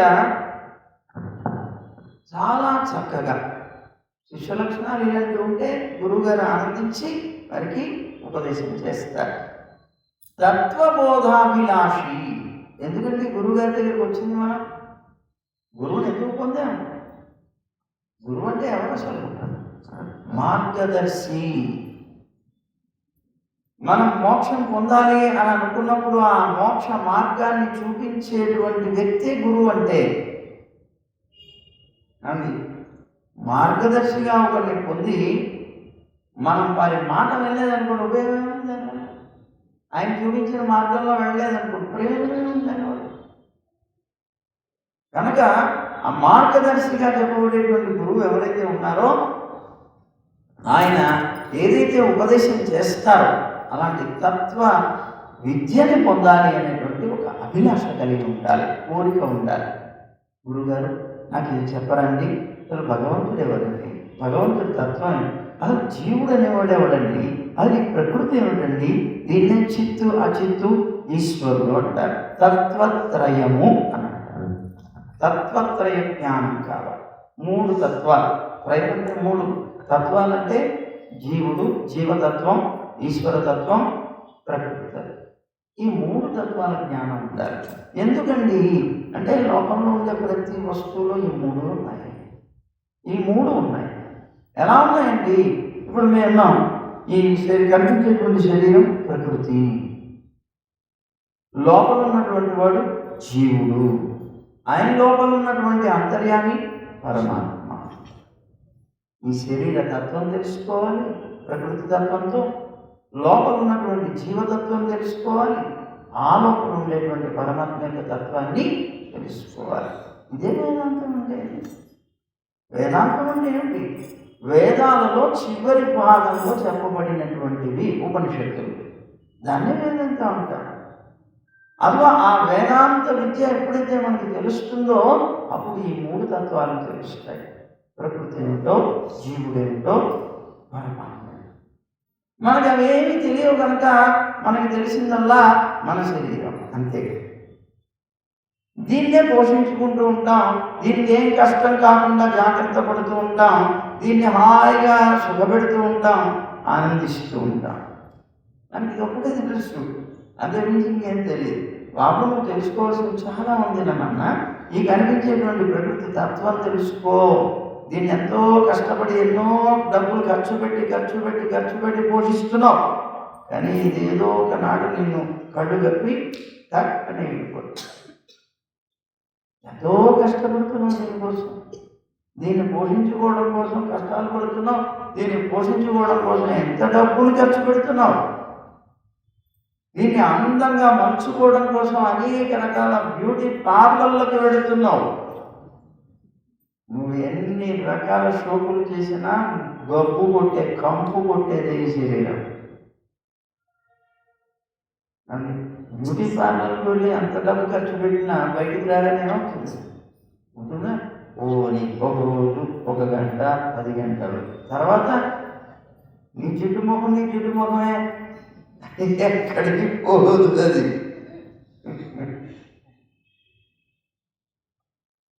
అందువల్ల దీన్ని పోషిస్తున్నాం, యథార్థంగా ఇది పోషించదగినదా కాదా అనేటువంటి తత్వం తెలియాలంటే ముందు ఇది శాశ్వతమా కాదా తెలియాలి. కానీ తత్వం, ఈ తత్వజ్ఞానం తెలుసుకోవాలి. ప్రకృతి యొక్క తత్వం ఏమిటి? రెండవది జీవుడు అంటున్నాం, జీవుడి యొక్క తత్వం ఏమిటి? మనం ప్రకృతిని ఆదరించాలా, జీవుడిని ఆదరించాలా? అంటే జీవుడు అంటే మనని మనం తెలుసుకోవాలా, ఈ శరీరాన్ని గురించి తెలుసుకోవాలా, మనలో ఉన్నటువంటి పరమాత్మని గురించి తెలుసుకోవాలా అని ప్రశ్న ఉదయించి అది తెలుసుకోవడానికి ప్రయత్నం గురువు గారి ద్వారా తెలుసుకునే ప్రయత్నం చేయాలి, వారిని ప్రార్థించాలి. అందుకని తత్వబోధాభిలాషి, నేను నిరంతరం ఈ శరీరమే ఆత్మ అనుకుంటూ దీన్ని పోషిస్తూ ఉంటున్నానండి, ఇది నిజంగానే మంచిదేంటారా కాదంటారా? దేవాయి శరీరం అనేటువంటిది ఏం లేదురా. భగవద్గీతలో చెప్పాడు పరమాత్మ సాంఖ్యయోగం. ఏం చెప్పారు అంటే ఇది ఒక చొక్కా లాంటిది, ఒక వస్త్రం లాంటిది. చినిగిపోయినటువంటి వస్త్రాన్ని నువ్వు ఎలాగైతే విప్పతీసేసి నూతన వస్త్రాన్ని ధరిస్తావో అదేనయా చావు అంటే పట్టుకోడు. పుట్టుక చావు అంటే అంతే. చినిగిపోయినటువంటి వస్త్రం ధరించడానికి ఇష్టపడవు, వ్యర్థమైపోయింది తీసి పారేస్తావు. అలా తీసి పారేయడమే శరీరానికి చావు. దాన్ని వదిలేస్తున్నావు. ఎవరు వదిలేవాడు? ఎవరు? చొక్కా తీసి పారేస్తున్నాడంటే తీసి పారేసేవాడు ఒకడు ఉన్నాడు కదా. అలాగే శరీరం అనేటువంటిది ఒక చొక్కా అయినప్పుడు దీన్ని తీసేస్తున్నాడు అంటే ఎవరు తీసేసేది? జీవుడు. అంటే జీవుడు ధరించినటువంటి ఒక చొక్కా లాంటిది. దీనికి ఎంత మటుకు కావాలో అంత మటుకే నువ్వు షోకు చేస్తావు, అంతేగాని విపరీతంగా అయిపోవు కదా. విపరీతంగా అయ్యారనుకోండి, బంగారపు చొక్కా తొడుకొని తిరుగుతాను అన్నాడు అనుకోండి, లోపలంతా చెండాలకు కప్పు కొడుతుంది. ఎందుకు? గాలాడదు, చెమటకు చూస్తాయి కప్పు. పైనంతానేమో బంగారం, లోపలంతానేమో కంపు. ఎందుకండి షోకు? పోనీ ఇది వేసుకొని కొన్ని తిరుగుతాం అనుకుంటే నలుగురు కళ్ళల్లో పడి ఇది చంపి పారేస్తారు, అయిపోయి. వీటి వల్ల ఏమి ప్రయోజనం లేదు. చొక్కా అలాంటిది కదా కనుక చొక్కా లాంటిది రానన్న శరీరం, ఈ ప్రయోజనం లేదు. మరి ప్రయోజనం ఎవరండి? లోపల ఉన్నటువంటి జీవుడు వల్ల. ఆ జీవుడు కూడా ఎలాంటి వాడు అంటే అతను కూడా పరమాత్మ శరీరం లాంటి వాడే అన్నాడు.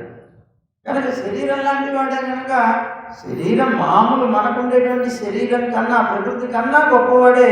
ఆ ప్రకృతికి జ్ఞానం లేదు కానీ వీడికి జ్ఞానం ఉన్నది, దానివల్ల గొప్పవాడే.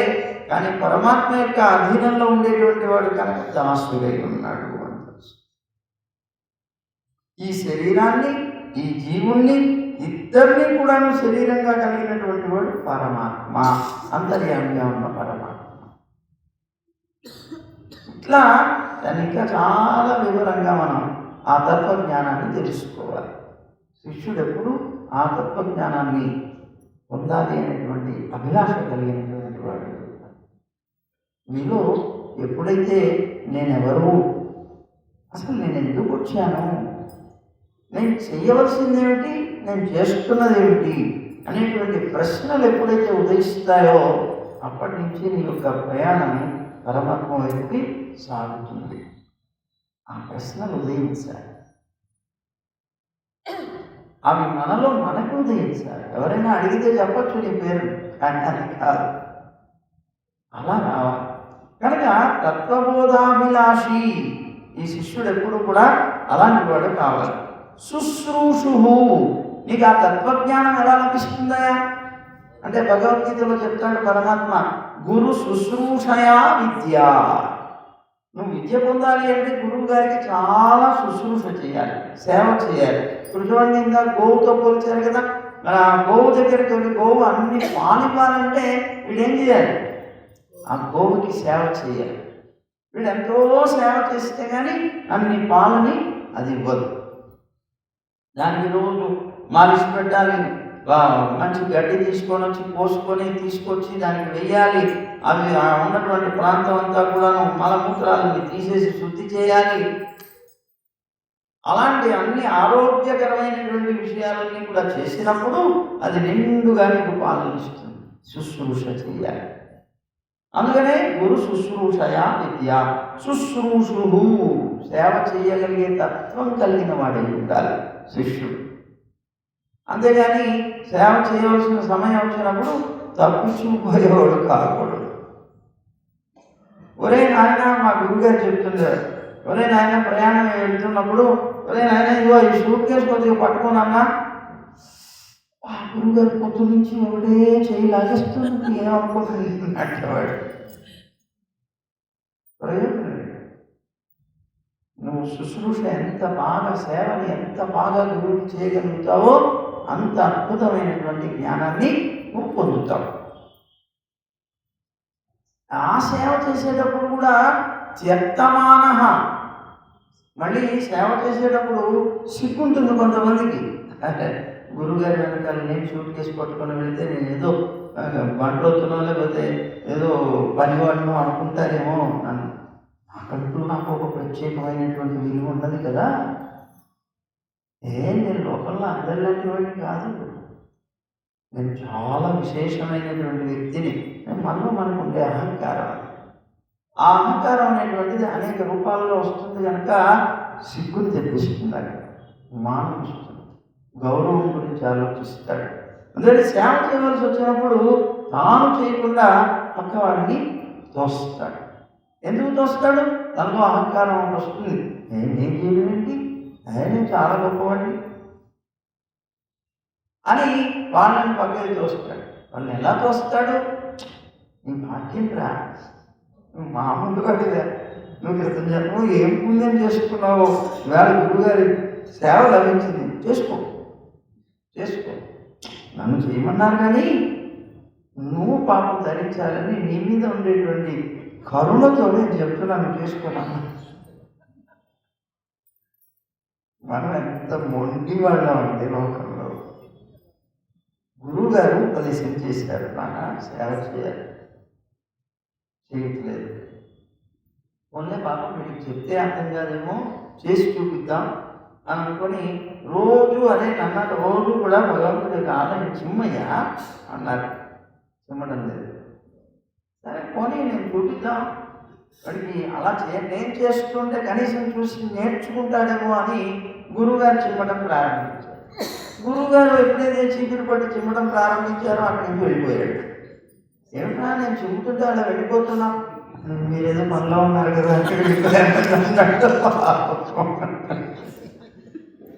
ఇది మనం అలాంటి వ్యక్తులు. మనం అది చెప్పుకోవడానికి కూడా మనకు ఒక మాట ఉంటుంది, సిగ్గు లేకపోవటం అంటే. అహంకారం అనేటువంటిది ఏ పనైనా చేయొచ్చు, ఇది భావం. ఇలా ఉండకూడదు. చాలా నీచమైనటువంటి కృత్యమైనా సరే అది ప్రేమతో ఆచార్యుల పట్ల చేయగలిగినప్పుడు అది చాలా విశేషమైనటువంటి జ్ఞానాన్ని ప్రసాదించింది. కనుక శుశ్రూషు సేవ చేయగలిగిన వాడు అవ్వాలి. త్యక్తమాన చేసేటువంటి సేవ ఎంత నీచమైందైనా ఎంత గొప్పదైనా దాని గురించిన ఆలోచనే ఉండకూడదు. సిగ్గు అనేటువంటిది మనస్సుకి మానం గురించి ఆలోచన మాత్రం రాకూడదు. ప్రణిపతన పరహ అంటే గురువు గారు దూరంగా కనిపించిన సాష్టాంగ నమస్కారం చేయాలి. మనం చేసుకుంటాం, కుర్చీలో కూర్చుంటాం, గురువుగారు వస్తున్నారు, అక్కడే ఉంది గురువుగారు వస్తున్నారు అని దగ్గర దాకా రానిచ్చి అప్పుడే చూసినట్టుగా గురువుగారు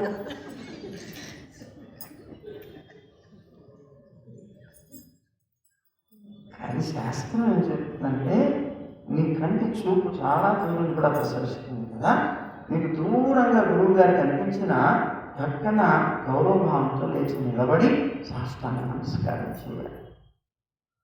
నమస్కారం చేయడంలో కూడా ఒక విధానం ఉన్నది. ఆ నమస్కారం చేసేటప్పుడు ఎలాగా గురువు గారు లేవమనేదాకా లేవకూడదు, సాష్టాంగ నమస్కారం చేయాలి.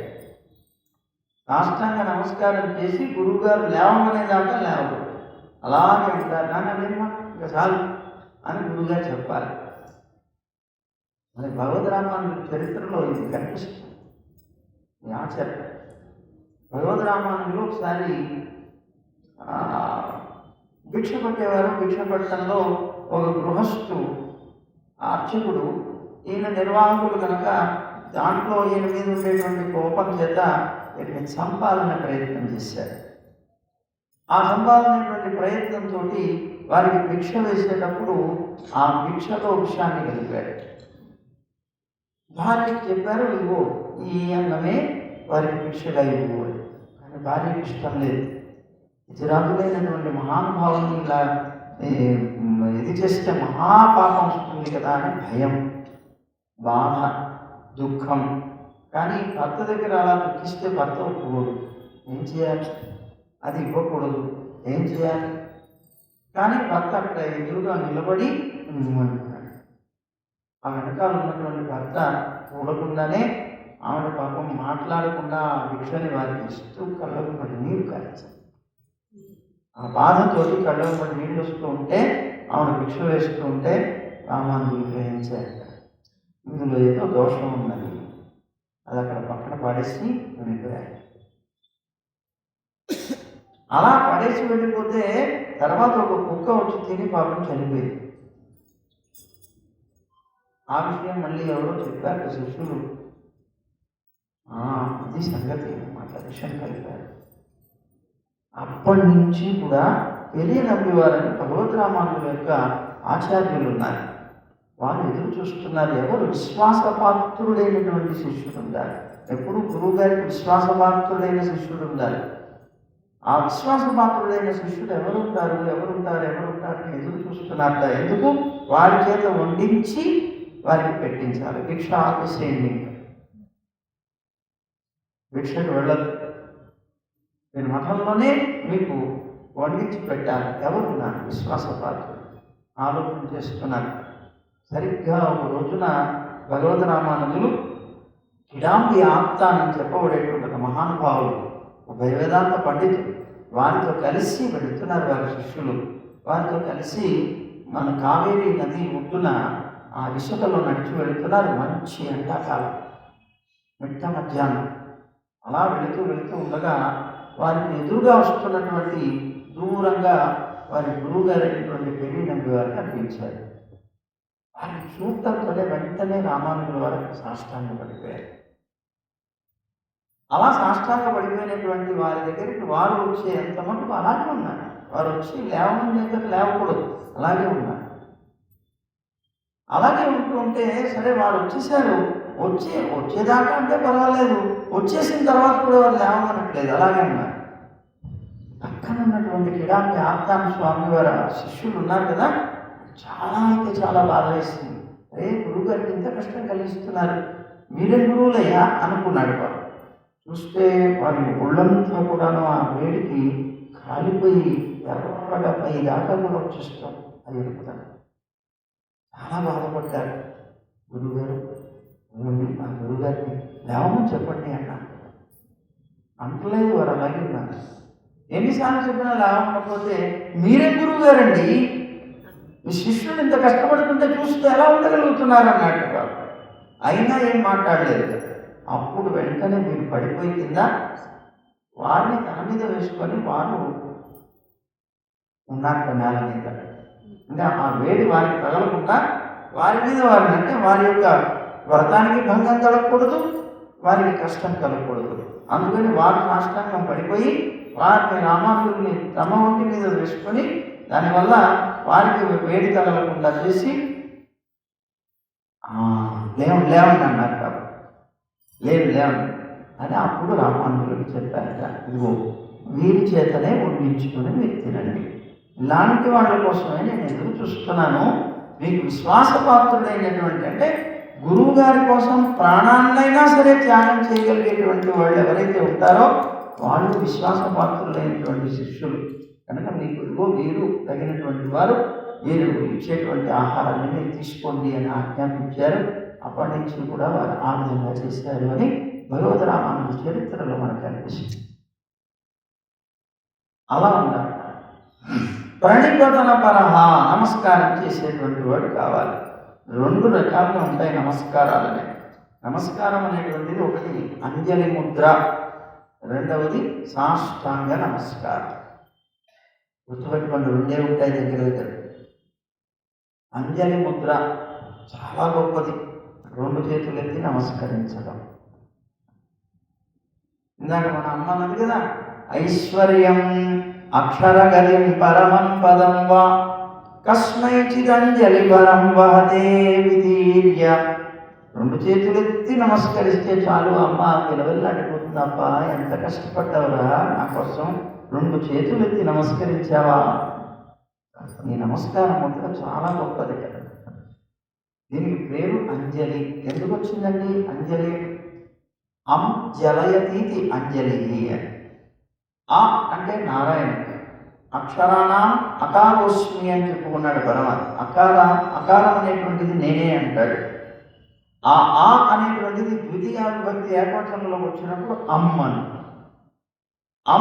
అంటే నారాయణుని జలయతి, ఆయన యొక్క హృదయాన్ని కూడా నీరు కార్చేటువంటిదిగా ఈ ముద్ర అన్నాడు. అందుకే దీనికి తెలుగులో అంటారు చూడండి, దాసుని తప్పులు దండంతో సరి. దండం అంటే కథ కాదు, దండం అంటే నమస్కారం.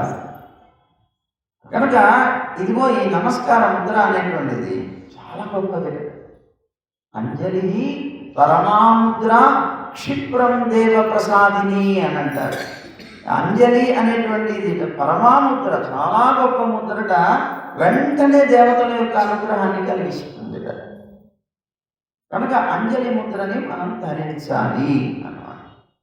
అలాంటి అంజలి ముద్రతో నమస్కారం. కానీ మన భారతీయ సంస్కృతిలో 2 చేతులు ఎత్తి నమస్కరించడమే ప్రధానము. కానీ మనకి ఇతర దేశస్తులు వచ్చి నేర్పించారు. అంటే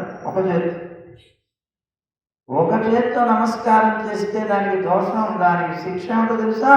శాస్త్రం చెప్పింది ఆ చేతిని అంత మటుకు ఖండించమని. అంత దోషం. అందుకని ఒక చేతితో ఎప్పుడు నమస్కారం చేయరు. మన వాళ్ళు వస్తారు, వచ్చి నమస్కారం చేస్తారు, చేసేటప్పుడు వంగుతారు, వంగి ఇలా భూమి మీద ఒక చేయాల్సి అని చాలా తప్పదు. 2 చేతులతో నమస్కరించాలి. ఇంకొకటి సాష్టాంగ నమస్కారం, అంటే అష్ట అంగములతో కూడినటువంటి నమస్కారం, సాష్టాంగ నమస్కారం. దానికి అది ఎలా చేయాలి? మనకి భగవద్ రామానుజులు గీతా భాష్యంలో అనుగ్రహిస్తారు. ఎలా చేయాలి, ఏ విధంగా మన భావన ఉండాలి అంటేట భక్తి భారావనమిత. మన మనసులో భక్తి అనేటువంటిది నిండుగా అయిపోయి అది భారం అయిపోతుంది కదా, బాగా మొయ్యలేనంత భక్తి కలిగి ఆ భక్తి చేత ఒరిగిపోతాడు వాడు. అలా ఒరగాలి. భక్తి అధికంగా ఉన్నప్పుడు ఒరగటం అన్నాం, అలా ఒరగాలి. ఎలాగట? భక్తి భారావన్విత. ఆ సమయంలో ఆ ఒరిగేటప్పుడు ఏది ఆలోచించకూడదు కదా. అచింతిత పాంసు కర్దమ శర్కరాదికే. అలా ఒరిగేటప్పుడు అలా పడుతూ ఉన్నప్పుడు అక్కడ ఏదైనా బురద కనిపించింది అనుకోండి, పడుతుంది ఇక్కడ, ఒంటికి అంటుతుందేమో అనే భయం కన్నా కూడా అది అంటితే ఇంటికి వెళ్ళిన తర్వాత అంటేటువంటి భార్య యొక్క చీవాట్లు ఉంటాయే, అది చాలా భయం వేస్తుంది. అందుకోసం అమ్మో ఇంటికి వెళ్తే గొడవ పెడుతుంది, అన్నీ ఉతకాలి, ఏంటి ఇదంతా చేసుకొచ్చారు అంటుంది అని భయంతో ఆగిపోతాడు. వద్దు, నమస్కారమే మానేస్తాను అనుకుంటాడు.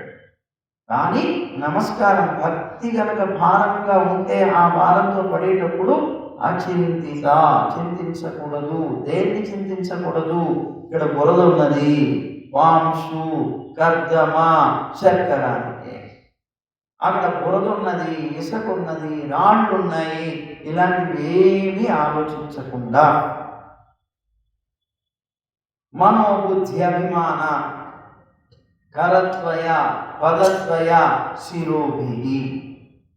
మనస్సు, బుద్ధి, అభిమానం ఎన్నే 3, కరద్వయం అంటే 2 చేతులు ఎన్నే 5, పదద్వయ 2 పాదాలు ఎన్ని 7, శిరోభి శిరస్సు, ఇవన్నీ నాలుక అంటారు. ఈ పడేటప్పుడు కూడా ఎలా చేయాలంట? శిరోభి దండవత్ ప్రణిపతంత. అంటే ఒక వెదురు కర్రని కనుక పట్టుకొని ఇలాగ వదిలితే ఎలాగైతే స్ట్రైట్గా పడుతుందో అలా పడాలి. అందుకే దానికి సాష్టాంగ దండ ప్రణామము. దండం అంటే ఆ కర్రలాగా పడాలి. అంటే అర్థం ఏంటి? కాళ్ళు ఉంచుకొని, ముక్కు ఉంచుకొని, మూతి ఉంచుకొని అలా అలా అలా అలా పడకూడదు. సాష్టాంగం అంటే అది చేయలేని వారి విషయం కాదు, పూర్తిగా అలా పడాలి మగవారు. ఆడవారైతే మోకాళ్ళ మీదనే కూర్చొని నమస్కరించాలి, శిరస్సు నేల కట్టేలాలి. ఇది సాష్టాంగ నమస్కారం అంటే. ఈ 2 నమస్కారాలు ఉన్నాయి, కానీ ఈవేళ లోకంలో వచ్చే నమస్కారాలు కావు, గుర్తుపెట్టుకోండి. ఏమిటా నమస్కారాలు? అలా వెళుతూ గుడి కనిపిస్తే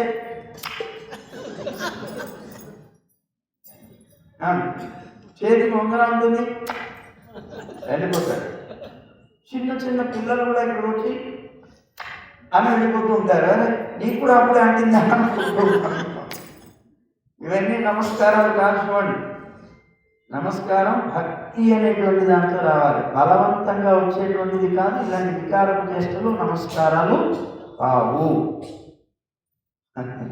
నేను ఇప్పుడు చెప్పుకునేది ఒక తమాషా అని చెప్తాను. లోకంలో నమస్కారం చేయడం అంటే సిగ్గుపడతాడు, అభిమానం పుట్టొస్తుంది, అహంకారం చేత ఒకరికి నమస్కరించడం అనేటువంటిది చేయడు సహజంగా పురుషుడు. సరే, ఒక భార్యాభర్త ఉన్నారు. ఈ భార్యాభర్తలకి పాపం ఏదో కొద్దిగా కష్టం వచ్చింది. ఆ కష్టం పోవాలి అంటే దేవుడి దగ్గరికి వెళ్ళాలి, మొక్కుకోవాలి, ఒకసారి ఆయనకి సాష్టాంగం చేసి ఆయన ప్రార్థించాలనుకున్నారు. భార్య భర్తతో అన్నది, సరే పదా వెళ్దాం అన్నాడు. గుడికి వెళ్ళాడు. వెళ్ళిన తర్వాత వెళ్ళగానే దేవుడికి ఈవిడ సాష్టాంగ నమస్కారం చేసేసి, ఈవిడ అనుకున్నది, ముందే చెప్పాను కదా ఈయన కూడా నమస్కారం చేస్తున్నాడు అనుకున్నది. బాబు అందుకని నమస్కారం చేసి లేచి చూసేటప్పటికే 2 చేతులు జేబుల్లో పెట్టుకొని అటు ఇటు దిక్కులు చూస్తున్నాడు. దేవుడి దగ్గరకు వచ్చి నమస్కారం కూడా చేయకుండా ఏమిటి ఇలా ఉన్నాడు ఇలా అని పాపం బాధ వేసింది. ఏమండి నమస్కారం చెప్పాలంటే పక్కనంతా జనం ఉన్నారు, ఏమిటి ఈయనకి ఆ మాత్రం కూడా తెలియదా, భార్య చెప్పాలా అని అనుకుంటారేమో. మళ్ళీ ఆయన పరువు పోకూడదు, ఏం చేయాలి? అలానే ఇక్కడికి వచ్చి భగవంతుడిని నమస్కారం చేయకుండా ఉండకూడదు, ఏం చేయాలి అని అనుకుని అప్పుడు నెమ్మదిగా చాలా నవ్వుతూ లేచి పాపం నవ్వుతూ దగ్గరికి వచ్చింది. వచ్చి ఒక్కసారి గిల్లింది. నమస్కారం చేయండి అన్నాడు. తప్పన చేతులు బయటికి తీశాడు. పాపాన్ని ఇంక తట్టుకోలేక దామని పడ్డాడు. ఇది భక్తి భారాన్విత కాదు, కష్ట భారాన్విత. కష్టం, ఆ దుఃఖాన్ని భరించలేక దామని పడ్డాడు. అలా పడకూడదు అన్నమాట. భక్తితో పడాలి పరమాత్మ. ఇది సాష్టాంగ నమస్కారం అంటారు. కనుక ప్రణిపతన పరహ, శిష్యుడు ఎప్పుడు కూడా ఆచార్యుడు కనిపిస్తే సాష్టాంగ నమస్కారం చేసేటువంటి వాడు కావాలి.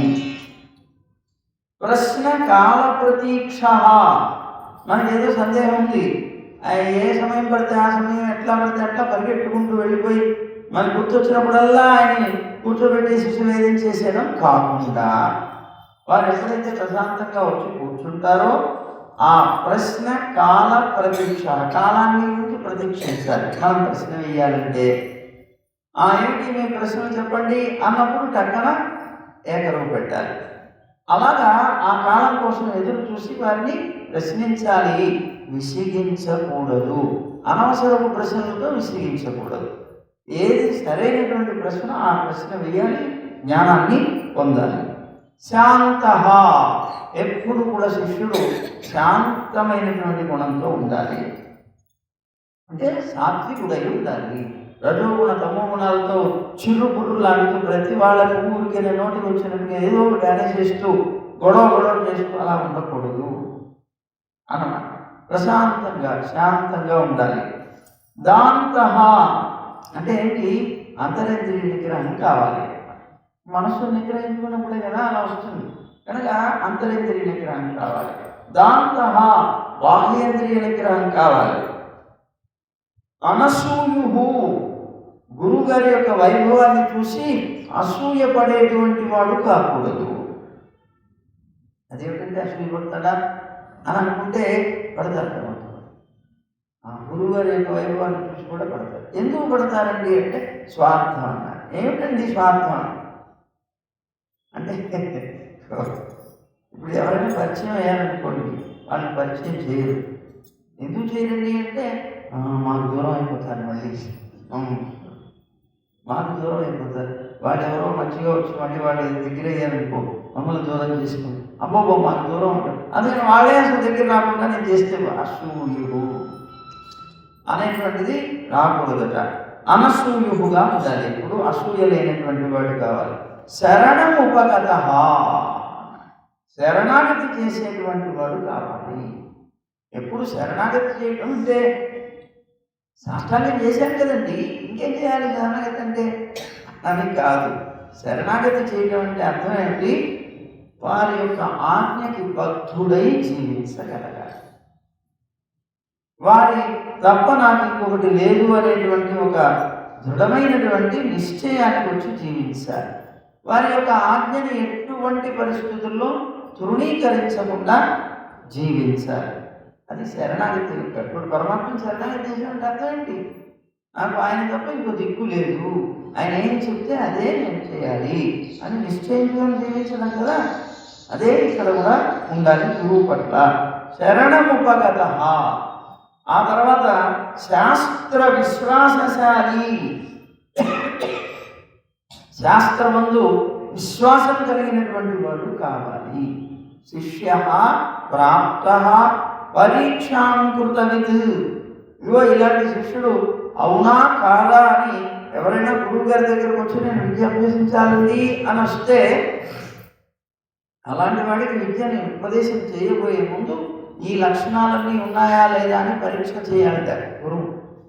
ఆ పరీక్ష కోసం 3 నెలలు కానీ 6 నెలలు కానీ సంవత్సర కాలం కానీ తీసుకొని వాడిని ఉంచుకొని వీళ్ళ దగ్గర ఆ గుణాలు ఉన్నాయా లేదా అని పరీక్ష చేసి ఈ గుణాలు ఉన్నాయి అన్నప్పుడే వాడు శిష్యుడు అవుతాడు. కనుక అప్పుడే అతనికి ఉపదేశం చేయాలి. అండి ఇది ఎక్కడైనా జరిగింది, ఎప్పుడైనా ఉన్నదా అంట? మహాభారతంలో ప్రారంభంలోనే ఉన్నది. ఆశ్చర్యం. మహాభారతం ప్రారంభం చేసుకున్నప్పుడే వ్యాస భగవానుడు చాలా అద్భుతమైనటువంటి ఆచార్య శిష్య సంబంధంలో శిష్యుడు ఎలా ఉంటే అతనికి ఉన్నతమైన స్థితి కలుగుతుందో దాని గురించి చెప్పాడు. ధౌమ్యుడు అనేటువంటి ఒక గురువు ఉన్నాడు, ఒక ఆచార్యుడు. ఆయన దగ్గరికి ఉపమన్యు అనేటువంటి ఒక శిష్యుడు వచ్చాడు. ఆ ధౌమ్యుడు అనేటువంటి గురువు దగ్గరికి ఉపమన్యు అనేటువంటి శిష్యుడు వచ్చి, గురువుగారు నేను మీ దగ్గర విద్య అభ్యసించాలనుకుంటున్నాను, విద్య ఉపదేశం చేస్తారా అన్నాడు. నాన్న చేస్తాను, కానీ నువ్వు వచ్చి చేరు, వెంటనే చేయడం కుదరదు, కొంతకాలం ఆగిన తర్వాత చేస్తాడు. అలాగేనండి గురువుగారు వచ్చాడు. వచ్చిన తర్వాత అతన్ని మొదటి రోజు ఆయన చెప్పాడు. ఎందుకు? శిష్యుడిగా చేరినప్పుడు శిష్య ధర్మాలు కొన్ని ఉంటాయి. ఏమిటది అంటే భిక్ష పట్టాలి. శిష్యుడు ఇప్పుడు బ్రహ్మచారి అయినటువంటి వాడు భిక్ష పట్టి తినాలి. కనుక గురువుగారు చెప్పారు, నాన్న నువ్వు భిక్ష పట్టాలి, కనుక నువ్వు వెళ్ళి భిక్ష పట్టు అన్నాడు. భిక్ష పట్టడం అనేటువంటి ఒక క్రియ చేయడానికి ముందు అహంకారం అనేటువంటిది చావాలి. మనం ఇంకొకరి దగ్గరికి వెళ్ళి చేయి చాచాలి అంటే మన దగ్గర అహంకారం చావాలి. చాస్తేనే అది వెళుతుంది, లేకపోతే లేదు. ఎందుకు? నిరంతరం మన గొప్పతనాన్ని గురించి మనం ఆలోచించుకుంటూ ఉంటాం కనుక మన ముందు ఒక పిక్చర్ అలా వచ్చి పడుతుంది. నేను ఏంటి అనే భావన వస్తుంది. అక్కడి నుంచే స్టార్ట్ అన్నమాట. ఇక్కడికి పరీక్ష. భిక్ష పట్టాలి, వెళ్ళి భిక్ష. కొంతమంది శిష్యులు భిక్ష పట్టవలసి వస్తే అతను భిక్ష పట్టడానికి వెళ్ళాలనుకున్న తల్లిదండ్రులు ఒప్పుకోరే. మీ అన్న దిక్కులేని వాళ్ళు అనుకున్నారా? ఆ పిల్లోడు భిక్ష పట్టడం ఏంటి, అది ఎట్లా సాధ్యం, చీచి అని తల్లిదండ్రులు గొడవ చేస్తారు. కానీ యథార్థంగా ధర్మం ఇది అనేటువంటి విషయం వాళ్ళకు కూడా. బ్రహ్మచారి తప్పనిసరిగా భిక్ష పట్టాలి, యతి భిక్ష పట్టాలి, ఇది ధర్మం. అలా భిక్ష పట్టాలన్నా అలాగేనండి గురువుగారు అన్నాడు. సరే, కానీ ఇంకో నియమం ఉన్నది. ఏమిటా నియమం? నువ్వు భిక్ష పట్టిన తర్వాత ఆ భిక్షని నువ్వు అనుభవించకూడదు. మరి ఏం చేయాలండి?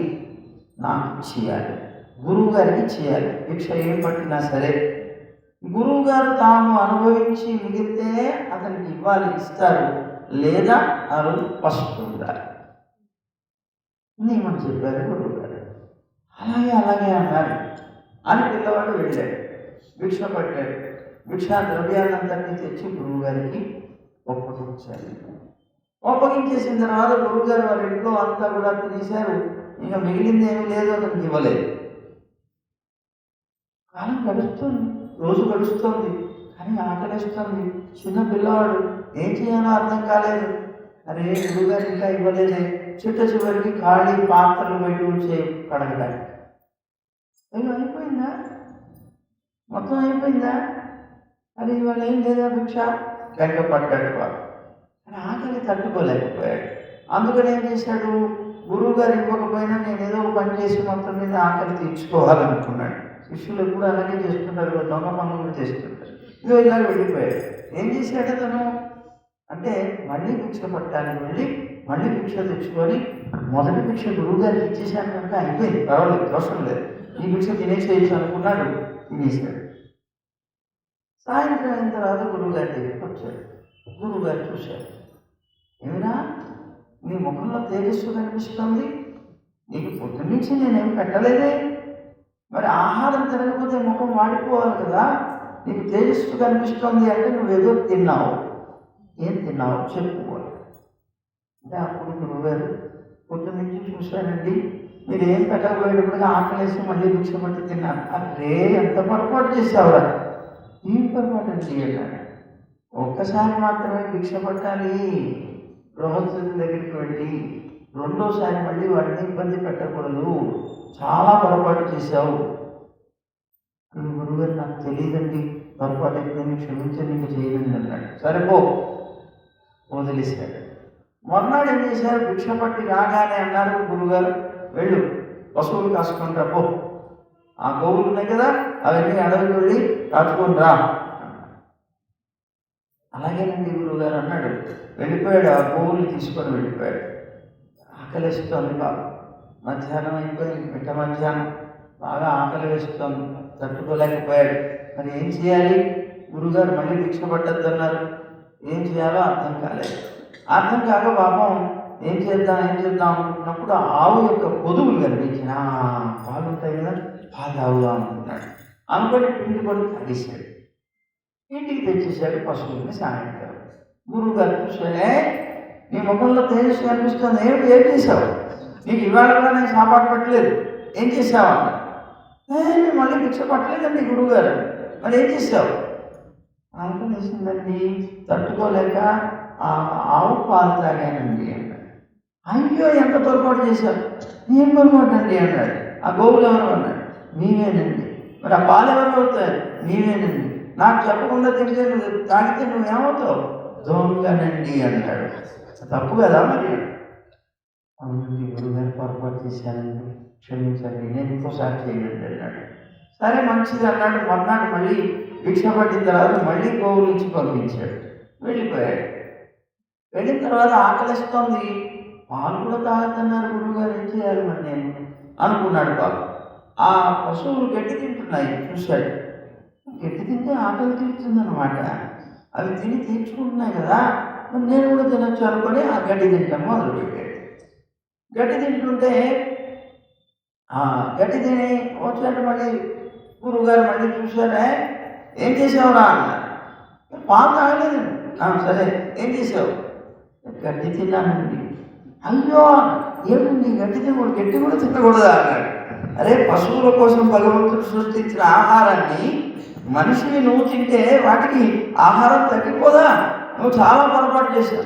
అయ్యో అది కూడా నాకు తెలియదండి, గడ్డి కూడా తినకూడదని తెలియదండి, గురువుగారు క్షమించండి, ఇంకెప్పుడు చేయనండి అన్నాడు. సరే పోవన్నాడు. మొన్నాడు వెళ్ళాడు.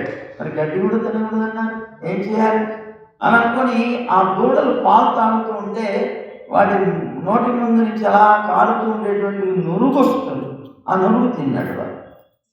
మళ్ళీ వస్తే మళ్ళీ గురువుగారు గుర్తించారు. మళ్ళీ అయ్యో ఎంత పని చేసేవాడు. అదేంటండి, అదిగో ఆ దూడలు తాగేటప్పుడు నీకోసమని అవి ఆ పాలను వదిలేస్తే ఆ పాలను తాగామంటే వాడి కడుపుని కొట్టినట్టే కదరా. అయ్యో చివరికి ఏం చేయాలో పాపం తనకి అర్థం కాలేదు. మళ్ళీ మొన్నాడు బయలుదేరి వెళ్ళాడు. ఆఖరికి గడ్డి కూడా తినద్దన్నారు గురువుగారు, నేనేం చేయాలి. సరే అప్పుడు ఆకలి వేసింది, తట్టుకోలేకపోయాడు. ఈ పశువులు కూడా తిననటువంటిది ఏదైనా ఉందా అనుకున్నాడు. తీస్తే అతనికి జిల్లేడు ఆకులు కనిపించినాయి. వెంటనే జిల్లేడు చెట్టు దగ్గరికి వెళ్ళి ఆకులు విరుచుకొని అవి తినేశాడు. ఆ పాలు కళ్ళల్లో పడ్డాయి. కళ్ళు నలుపుకుంటున్నప్పుడు ఆ పాలు వెళ్ళాయి, 2 కళ్ళు పోయాయి. ఈ పిల్లవాడికి కళ్ళు పోయాయి. ఈ ఆవులన్నీ కూడా ఇంటికి వచ్చేసినాయి. సాయంత్రం అయినప్పటికీ పోనీ ఈ పిల్లవాడి కళ్ళు పోవడంతో పాపం అలాగా తడుముకుంటూ వస్తూ ఒక పాడుపడిన బావిలో పడిపోయాడు. పాపం గోవులన్నీ ఇంటికి వచ్చేసినాయి. సాయంత్రం గురువుగారు చూశారు, ఇతను రాలేదు. వెంటనే పరిగెట్టుకుంటూ ఆయన వెళ్ళిపోయారు అడవిలోకి. ఉపమన్యు అని గట్టిగా కేకలు వేస్తూ పిలుస్తున్నారు. పిలుస్తుంటే గురువుగారు నేను ఇక్కడ ఉన్నాను అన్నాడు. బాబు వచ్చి చూశారు బావిలోనే. నువ్వు బావిలో పడ్డావేంటిరా, ఎందుకు పడ్డావు అలాగా అంటే అప్పుడు చెప్పాడు, గురుగారు మీరు గడ్డి కూడా తినద్దన్నారు కదండి, అందుకని పశువులకు కూడా పనికిరాని ఏమన్నా ఉన్నాయా అని చూస్తే జిల్లేడాకులు కనిపించేయండి, అవి తిన్నాను. అవి తీసుకున్నప్పుడు ఆ పాలు అవి కళ్ళల్లో పోయి కళ్ళు పోయాయండి అన్నాడు. అయితే నీకు 2 కళ్ళు కనిపించట్లేదా. కనిపించట్లేదండి గురువుగారు. సరే అయితే చీకటి పడుతుంది కదా, నువ్వు ఇక్కడే ఉండు, నేను రేపు వచ్చి నేను తీసుకొని వెళ్తాను. ఏంటండి అనుకుంటామా. గురువుగారు అన్నారు, నువ్వు ఇక్కడే ఉన్నానా, ఇవాళ నీకు నేను మంత్రం ఉపదేశం చేస్తా. అశ్విని దేవతల యొక్క మంత్రం, వాళ్ళు దేవ వైద్యులు. వాటిని నువ్వు కనుక జపం చేసావంటే తెల్లవారుజాము సమయంలో వాడు వచ్చి నీకు దర్శనం ఇస్తారు, నీకు నేత్రాలు ఇస్తారు. నేను ఉదయాన్నే వచ్చి తీసుకొని వెళ్తాను. సరేనండి గురువుగారు మంత్రం ఉపదేశం చేశాడు. చేస్తే ఆ మంత్రాన్ని జపిస్తూ కూర్చున్నాడు. తెల్లవారింది. తెల్లవారే సమయంలో అశ్విని దేవతలు వచ్చాడు. వచ్చిన తర్వాత వెంటనే అన్నారు, నాన్న మమ్మల్ని పిలిచావు కదా, మేము వచ్చాము. నీకు ఏమిటి, ఎందుకు పిలిచావు అన్నాడు. గురుగారు మాకు చెప్పారండి, మంత్రం చెప్పి మిమ్మల్ని పిలిస్తే నాకు కళ్ళు ఇస్తారు, నాకు కళ్ళు పోయేయండి, కళ్ళు కావాలి, కళ్ళు ఇస్తారా అన్నాడు. ఓ నేత్రాల కోసమా, సరే అని పంచపక్ష పరమాన్నాలు సృష్టించి, ఇదిగో ఈ పంచపక్ష పరమాన్నాలు ఇష్టం తినేస్తే నీ కళ్ళు వస్తాయి అన్నాడు. పంచపక్ష పరమాన్నాల గురువుగారు అశ్విని దేవతలారా అన్నాడు. అవునన్నాడు. పంచపక్ష పరమాన్నాలు నాకు భిక్ష కదండి, మరి నేను తినకూడదండి, మా గురువు గారికి ఇవ్వాలన్నాడు. ఇంకా నువ్వు గురువుగారు అని ఏడుస్తావు. ఆ గురువుగారు వల్లనే ఈ కష్టాలన్నీ వచ్చాయి, నీ కళ్ళు కూడా పోయాయి, నీకు బుద్ధి రావట్లేదా, ఇంకా గురువుగారు అని ఏడుస్తాడంటరా, తిని అన్నాడు. అంటే గురువు అశ్విని దేవతలతో అన్నారు, దేవతలారా మా ప్రాణమే పోవుగాక, మా గురువు గారు చెప్పిన మాటని మాత్రం నేను ఎటువంటి పరిస్థితుల్లో తప్పనండి అన్నాడు. ఇది భిక్ష నేను మా గురువు గారికి ఇస్తే తప్ప నేను తీసుకోను. చాలా ప్రయత్నం చేసిన అశ్విని దేవతలు సఫలం కాలేకపోయారు, చాలా ఆనందపడిపోయారు. అరే నాన్న, నేను పరీక్షించడం కోసం నేను ఆ మాట అన్నాం, పంచభక్ష పరమాణాన్ని తినక్కర్లేదు, నీ కళ్ళు వస్తాయని వాళ్ళు అలా చేత్తో ఒకసారి కంటి మీద స్పృశించారు. వెంటనే నేత్రాలు వచ్చినాయి. వాళ్ళని దర్శనం చేసుకున్నాడు, వాళ్ళు వెళ్ళిపోయారు. తెల్లవారిన తర్వాత గురువుగారు వచ్చారు. గురువుగారు వచ్చి, ఏరా నాన్న వచ్చినాయి కళ్ళు? వచ్చినాయండి గురువుగారు. అయితే నువ్వు పైకి రా అన్నాడు. అలా పైకి తీశాడు. ఎలా వచ్చినాయి, ఏం చేసావు అన్నాడు. ఇలా జరిగిందండి, పంచపక్ష పరమాణాలు ఇచ్చారు, మీరు చెప్పారు కదండి నాకు ఏ భిక్ష వచ్చినా కూడా నా గురువుగారికి ఉపయోగించాలని, అది అందుకోసం నేను అలాగే ఉంచేశానండి, నేను తీసుకొని అన్నానండి, వాళ్ళు తిట్టారండి, ఇలా అన్నారండి, అలా అన్నారు, మరి నువ్వేమన్నావు? నేను ఇలా అన్నానండి. ఓ చాలా సంతోషం, సరే అయితే ఇంకా నువ్వు ఇంటికి వెళ్ళాను. అదేంటండి గురువుగారు, నేను చదువుకోవడానికి వచ్చాను కదండి మీ దగ్గర చదువుకోవడానికి వచ్చాను కదండి, ఇంటికి వెళ్ళిపోమంటున్నారేంటండి అన్నాడు. ఒరే నాన్న, నువ్వు చదువుకోని అవసరం లేకుండానే అన్ని విద్యలు కూడా నీకు పట్టుబడేలాగా వరమిస్తున్నాను నేను. నీకున్నటువంటి ఆచార్య నిష్ఠకి నేను చాలా సంతోషించాను. ఇన్ని రకాల కష్టాలు నా వల్ల పడ్డా కూడాను నా మీద కించిత్తు కూడా కోపం, క్రోధం అనేటువంటిది నీలో రాలేదు. ఇంతకాలం నీకు ఇన్ని రకాల పరీక్షలు పెడుతున్నా కూడా నీలో ఓర్పు అనేటువంటిది ఎటువంటి పరిస్థితుల్లోనూ చెదరలేదు.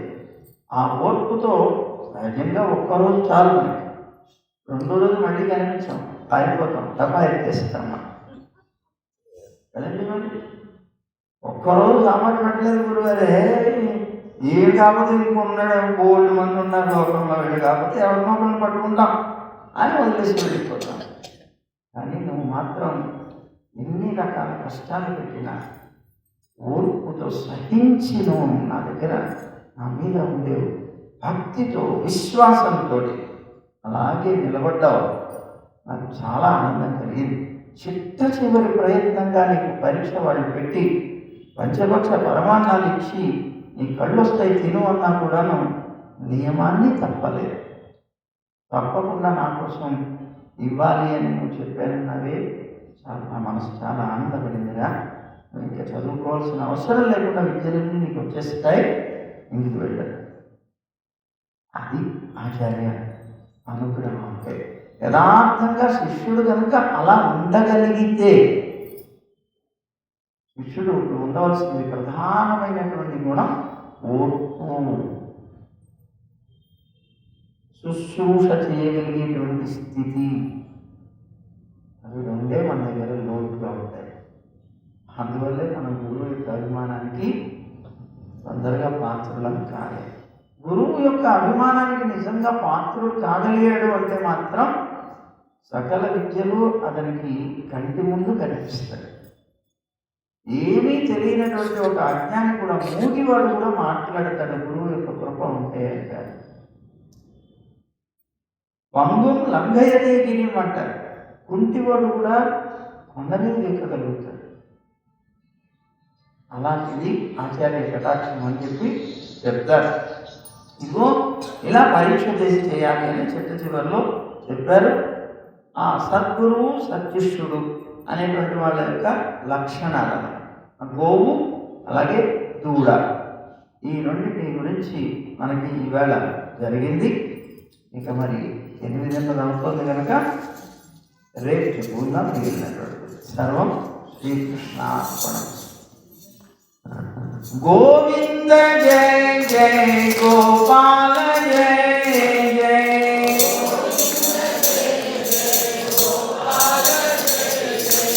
రామ గోవింద జయ జయ గోపాల జయ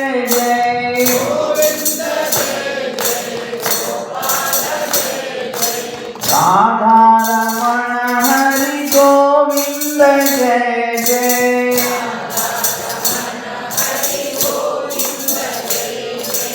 గోవింద జయ జయ గోపాల జయ జయ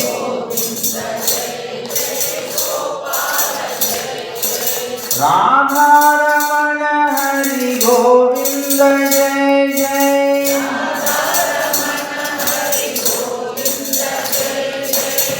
గోదారమణ హరి గోపాల జయ జయ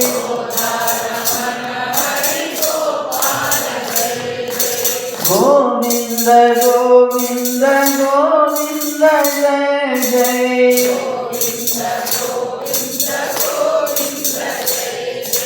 గోపాల గోపాల గోపాల జయ జయ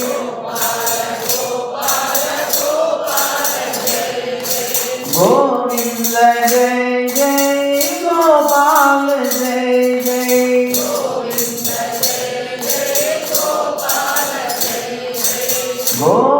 గోవర్ధనోద్ధార గోవింద జయ జయ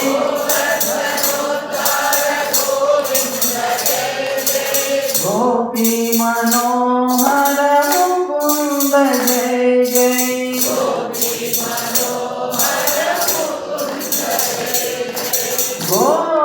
గోవర్ధనోద్ధార గోవింద జయ జయ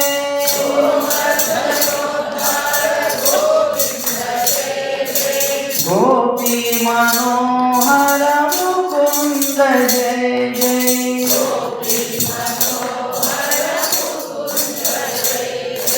గోవింద జయ జయ గోపాల జయ జయ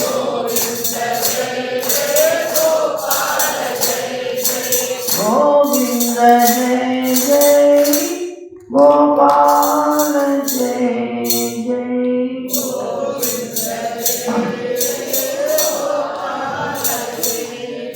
జై గోవింద జై జై గోవింద జై జై జై గోవింద జై శ్రీమన్నారాయణ జై జై శ్రీమన్నారాయణ జై జై జై శ్రీమన్నారాయణ సర్వం శ్రీకృష్ణార్పణమస్తు.